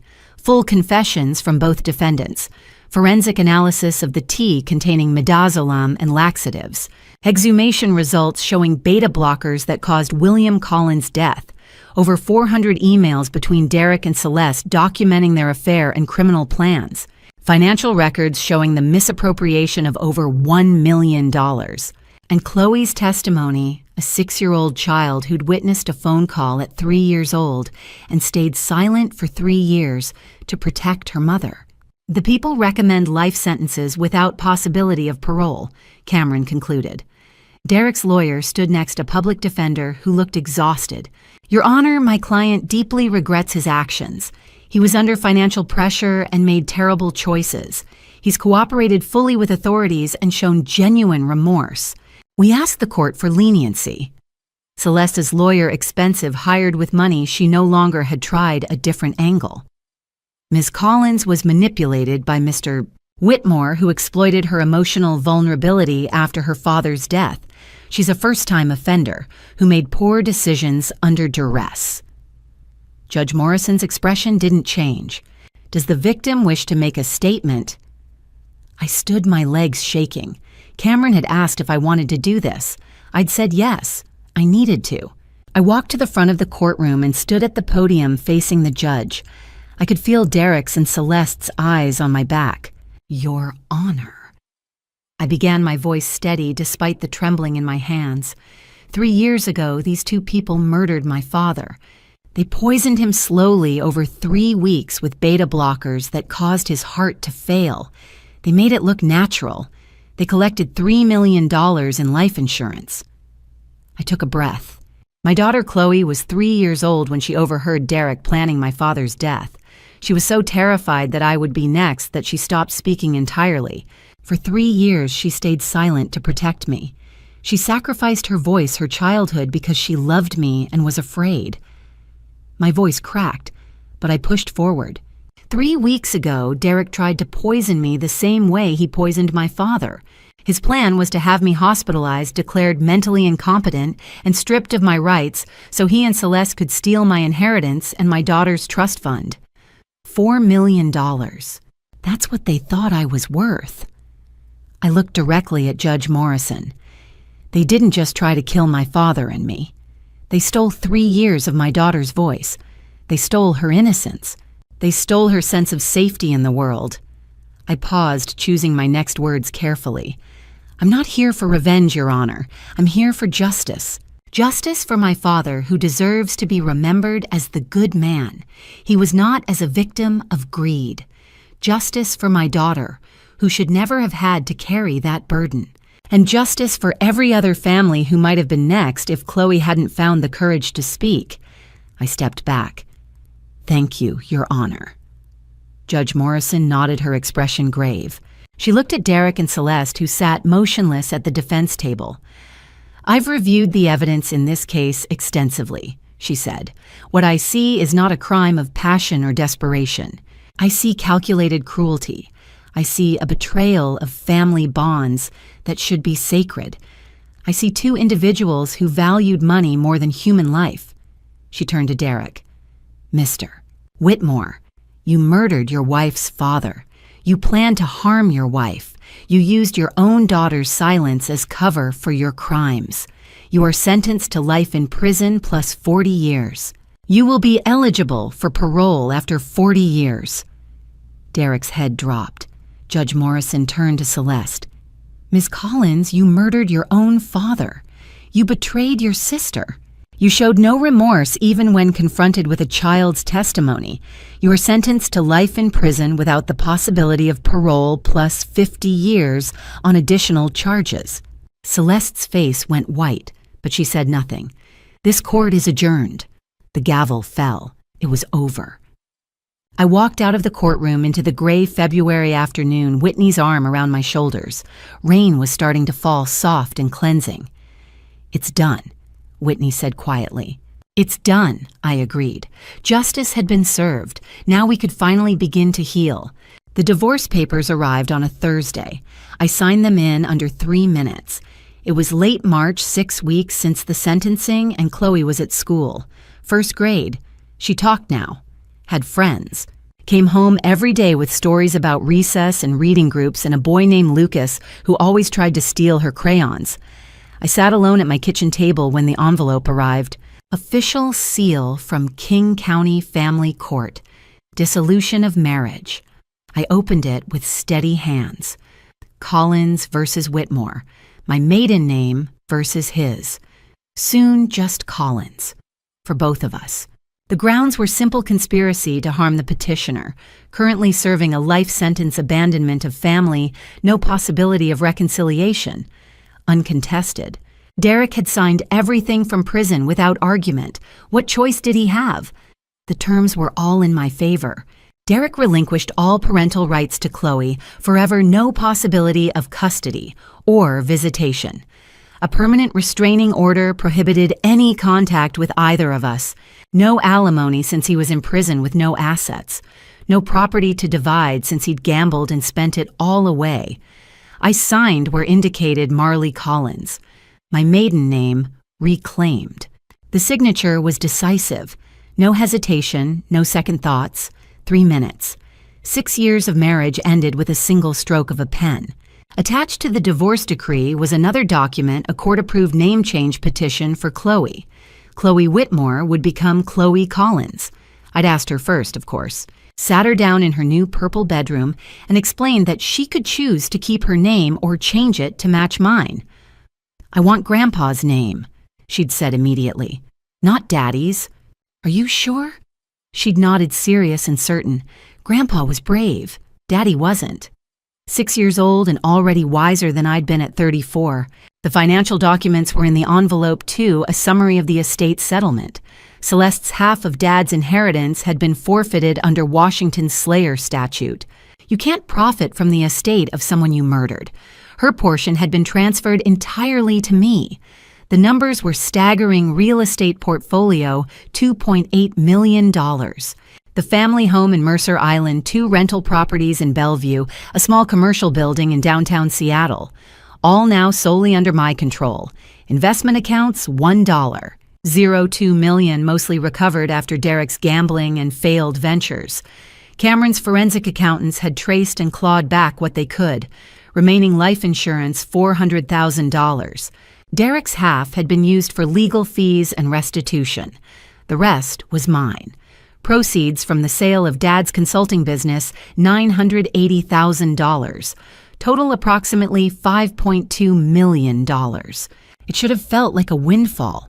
Instead, it felt tainted. Blood money bought with my father's life and nearly mine. But it was also Chloe's security. Her future. Dad's legacy used the way he would have wanted. I'd already made decisions. The old family home would be sold. Too many memories, too many ghosts. I couldn't walk through those rooms without seeing my father's last moments, Derek bringing him that glass of water. The rental properties would stay steady income for Chloe's future. I'd established an education trust for her, fully funded ironclad that no one could touch. The rest would be invested conservatively, not for luxury, but for security, for the knowledge that Chloe and I would be safe, stable, protected. And I'd bought a new house, a modern townhouse in Queen Anne, a completely different neighborhood. Clean lines, big windows, no history. Chloe's room had purple walls, her choice, and bookshelves covering one entire wall. There was a reading nook by the window where she curled up every night with a stack of picture books, sounding out words in that clear, brave voice I'd waited 3 years to hear. No memories of Derek there. No echoes of the life we'd pretended to have. A fresh start in every sense. I looked down at the signed divorce papers. Marley Collins. Not Whitmore anymore. Collins again. But not the same Marley who'd married Derek Whitmore 7 years ago, young and naive and trusting. This Marley was different, stronger, wiser. More cautious, maybe too cautious, but I'd rather be overcautious than dead. But also more grateful for real things, real love, real family, real safety. Whitney, who'd driven me everywhere when I couldn't hold the wheel. Cameron, who'd built the case that brought them down. Dr. Wells, who'd helped Chloe find her voice again. The small circle of people I could actually trust. And Chloe, God, Chloe, my brave, brilliant daughter who'd sacrificed her voice to save my life. I sealed the envelope, ready to mail it back to the court. Official, final, done. One chapter closed, another just beginning. Outside, I heard a sound that made me look up. A voice, clear and high and joyful. Mommy! I went to the window. Chloe was running up the sidewalk from the school bus stop, her backpack bouncing, her dark hair flying. She was calling for me, waving, her face lit up with whatever story she was bursting to tell. Her voice. After 3 years of silence, her voice was the most beautiful sound in the world. I opened the door and she flew into my arms, talking a mile a minute about Lucas and crayons and how her teacher said she was the best reader in the class and could she please have a snack because she was starving. Of course, baby, I said, holding her tight. Let's get you fed. We walked inside together into our new house, our new life, our new beginning, and I closed the door on everything that had come before. Dr. Wells said recovery would take time. She was right. But watching my daughter find her voice again, watching Chloe learn to speak after 3 years of silence, was worth every single second. I stood behind the one-way glass in Dr. Sharon Wells' office, watching my 6-year-old daughter sit on a small purple sofa, clutching a worn teddy bear. This was our 11th session. 11 Tuesdays of driving to this quiet building in Bellevue. 11 afternoons of standing behind this glass. 11 hours of hoping my daughter could heal. Doctor. Wells sat across from Chloe, gentle and patient. Her voice was soft, never pushing. Chloe, can you tell me why you stayed silent for so long? Chloe looked down at the teddy bear, her small fingers tracing its worn ear. When she finally spoke, her voice was barely a whisper. If I talked, Daddy would remember I heard him. And then he'd hurt Mommy like he hurt Grandpa. My hand pressed against the glass. 3 years. My daughter had sacrificed her voice for 3 years to protect me. Dr. Wells nodded slowly. That must have been very hard. It was. Chloe's voice was stronger now. But Mommy's safe now. So it was worth it. Behind the glass, I cried. Not from sadness, from pride. My brave, beautiful girl. April mornings in our Queen Anne townhouse were different now. Chloe talked constantly about books about school, about the world she'd been silently observing for 3 years. Mom, did you know octopuses have 3 hearts? She asked one morning over breakfast, her spoon paused midair above her cereal bowl. I smiled. I didn't know that. How does that work? 2 hearts pump blood to the gills and 1 pumps it to the body. Isn't that cool? Very cool, I said, watching her eyes light up. Where did you learn that school library? Miss Carter showed me a book about ocean animals. Every conversation was a gift. Every question was proof that she was healing, growing, becoming the child she'd been forced to hide. Mercer Island Elementary was a fresh start. New school, new friends, new beginning. The first day Chloe raised her hand in class, her teacher, Mrs. Anderson, nearly dropped her marker. Chloe, Mrs. Anderson said, surprised, you have something to share. Chloe nodded, standing beside her desk. The answer is 12, because 4 times 3 equals 12. Mrs. Anderson's eyes filled with tears. She'd been warned about Chloe's history, about the silence, about the trauma. But here was this little girl participating like any other first grader.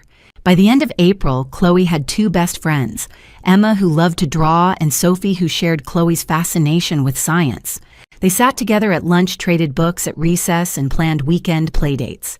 When I picked Chloe up from school one afternoon, Emma's mother pulled me aside. "Emma says Chloe is the smartest kid in class," she said, smiling. "She's reading at a second grade level already." I thanked her, my heart swelling. 3 years of observation had turned my daughter into a sponge for knowledge. Now that she could speak, she was sharing everything she'd learned. Weekends became our time. We baked chocolate chip cookies, Chloe carefully measuring flour and sugar, narrating every step. We rode bikes through Volunteer Park, Chloe, pointing out birds and asking their names. We had movie nights, and Chloe analyzed every plot twist, every character motivation. "Why did the princess trust the witch?" she asked one Friday night, curled up beside me on the couch. "Maybe she didn't know the witch was bad," I said. Chloe frowned. "But there were signs. The witch lied about her name. She avoided questions. She gave gifts that seemed too good." I looked at my daughter, stunned. She was 6 years old, and she was already analyzing deception better than most adults. "You're right," I said quietly. "There were signs." Chloe nodded. "Grandpa taught me that. He said to watch what people do, not just what they say." My father. Even after death, he was still teaching his granddaughter. Whitney visited every Tuesday after therapy.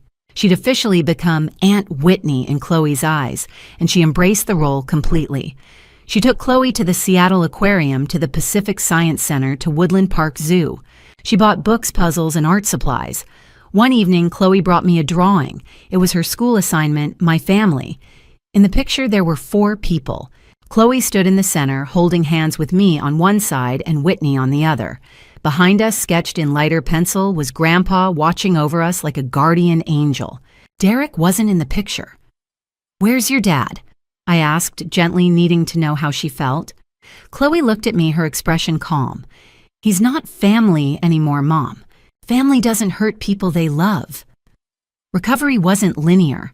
Some mornings, Chloe woke up silent again, the weight of memory pressing down.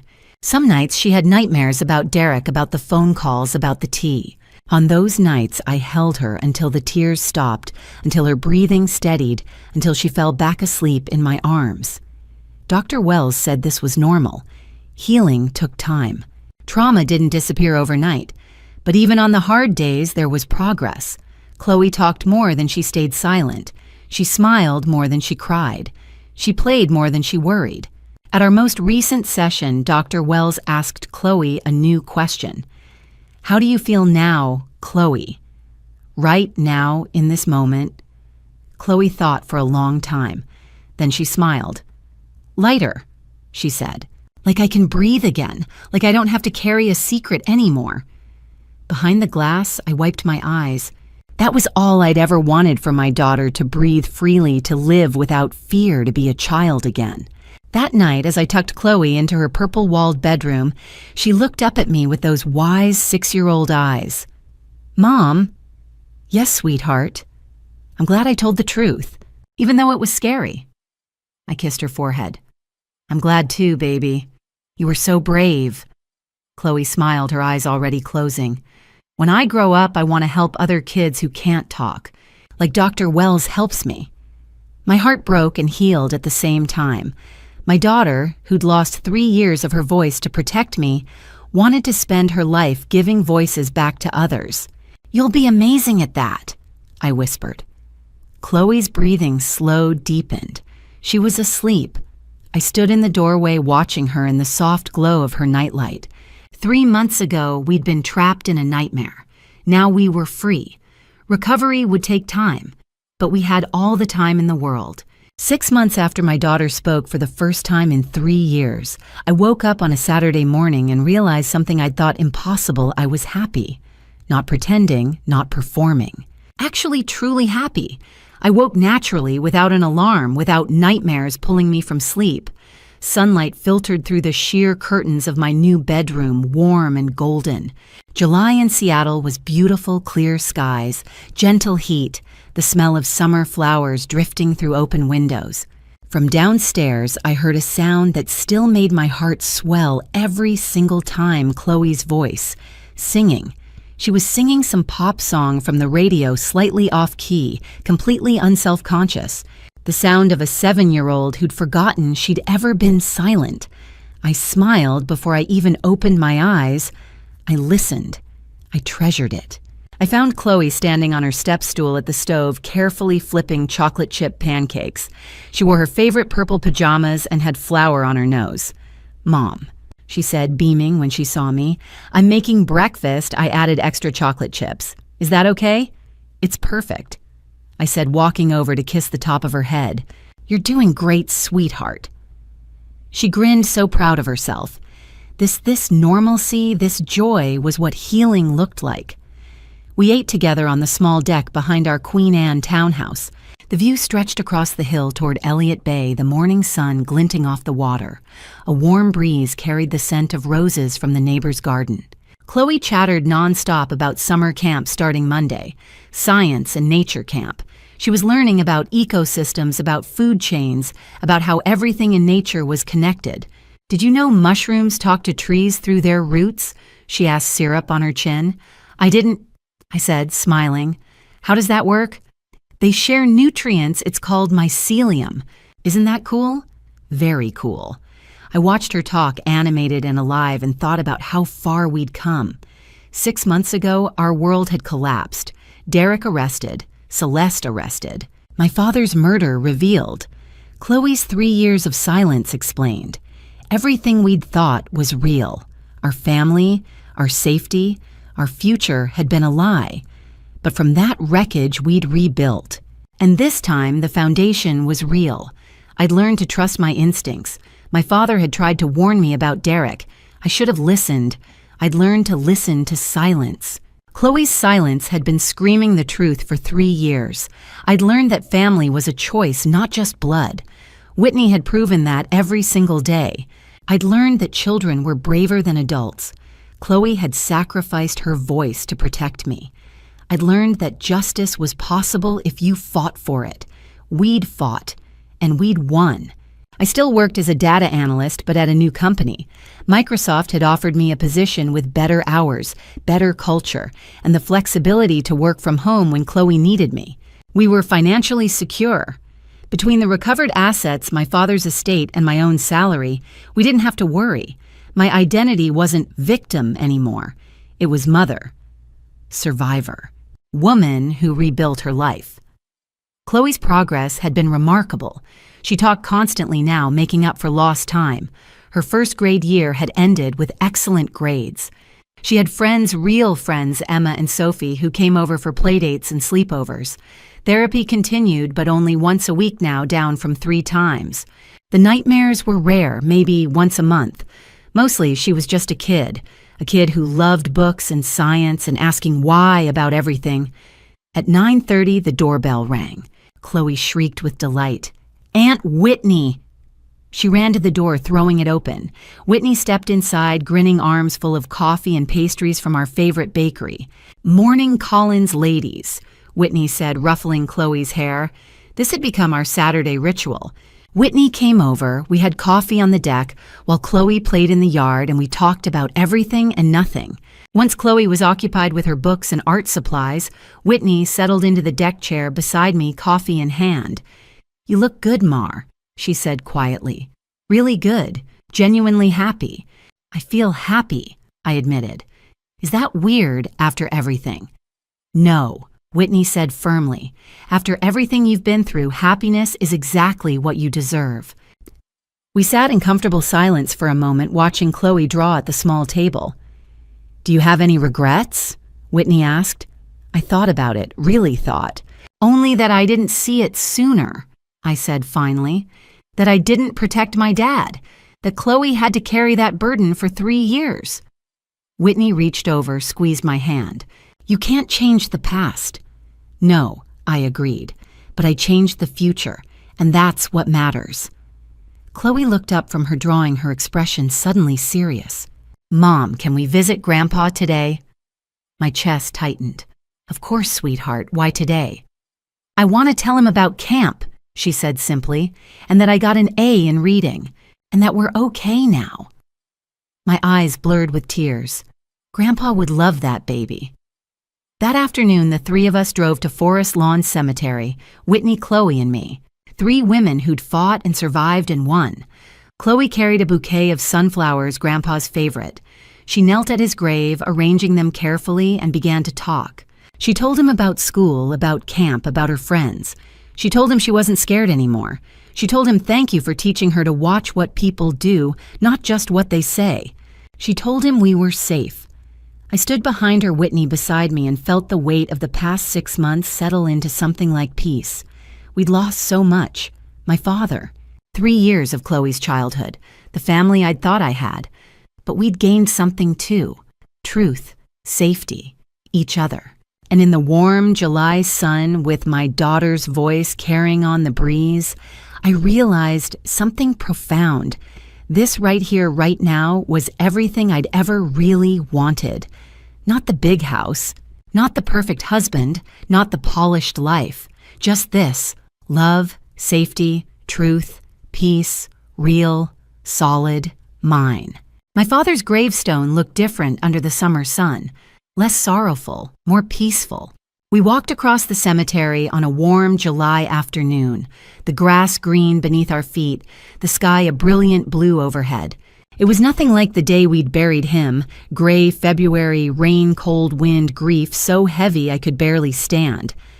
Whitney walked a few steps behind us, giving Chloe and me space. Chloe held my hand tightly as we approached the familiar spot beneath the oak tree. William Collins, beloved father, 1957 to 2022, fresh flowers sat in the granite vase I brought them every week. Today, Chloe carried sunflowers bright yellow and cheerful, Dad's favorite. Chloe let go of my hand and knelt beside the stone. Her small fingers traced the carved letters of his name, gentle and reverent, as if she could feel him through the cold marble. "Hi, Grandpa. It's me, Chloe." Her voice was soft but clear, carrying on the warm breeze.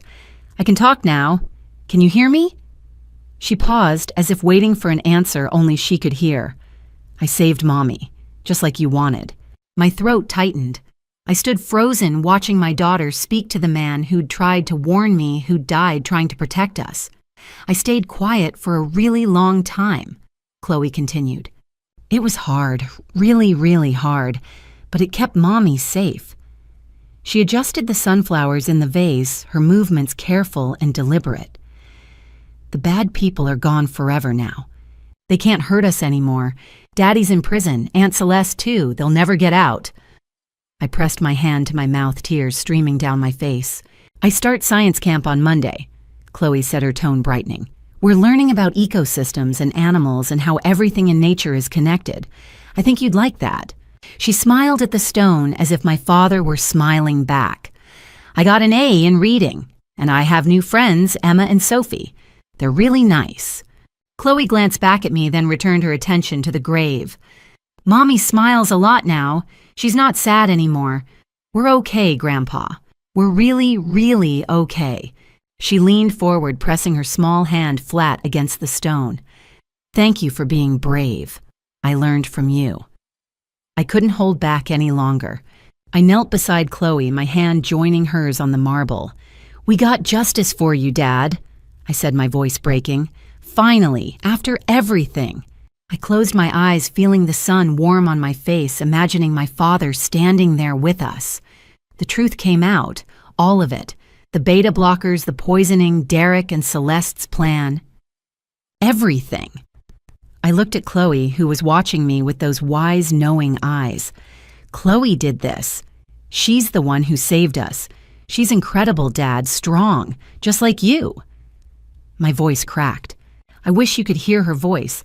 I wish you could see her now, talking, laughing, asking a million questions about everything. She's everything you hoped she'd be. I wiped my eyes. Maybe you can see her, somehow. I hope you can. Chloe tugged on my sleeve. Mommy is Grandpa in heaven. I looked down at her, at this brave little girl who'd sacrificed so much. I believe he is sweetheart. Does he know we're okay? I pulled her close, kissing the top of her head. I think he knows. I think he's always known. We sat there for a while, the three of us, me, Chloe, and the memory of my father. The grass was soft beneath us. The wind rustled through the oak leaves overhead. Birds sang in the distance. It was peaceful. Not the raw, tearing grief of those first months after his death, but something gentler, a blend of sadness and gratitude, loss and love. I thought about how my father had died protecting what belonged to us, how his truth had been uncovered through exhumation and forensic analysis, how justice had been served because of his sacrifice, how we were safe now because of him. His death hadn't been in vain, it never would be. Chloe stood and wandered a few feet away, picking wildflowers that grew near the edge of the path, tiny yellow and purple blooms, delicate and wild. She gathered them into a small bouquet and placed them carefully beside the sunflowers. "Love you, Grandpa," she said simply. Perfect, honest, true. I stood helping Chloe to her feet and took one last look at the gravestone. "We'll come back, Dad. We'll always come back." It wasn't goodbye. "Just see you later." Whitney stepped forward, her arm slipping around my shoulders. "He'd be so proud of you, you know," she said quietly. "I know." We walked back across the cemetery together, the three of us. Chloe skipped ahead, picking more flowers, humming to herself. The sound of her voice, so casual, so free, was still the most beautiful thing I'd ever heard. As we reached the car, Chloe turned back toward the grave one last time, waving. "Bye, Grandpa. See you next time." I climbed into the driver's seat, Whitney beside me, Chloe buckling herself into the back. As I pulled out of the cemetery, I glanced in the rearview mirror.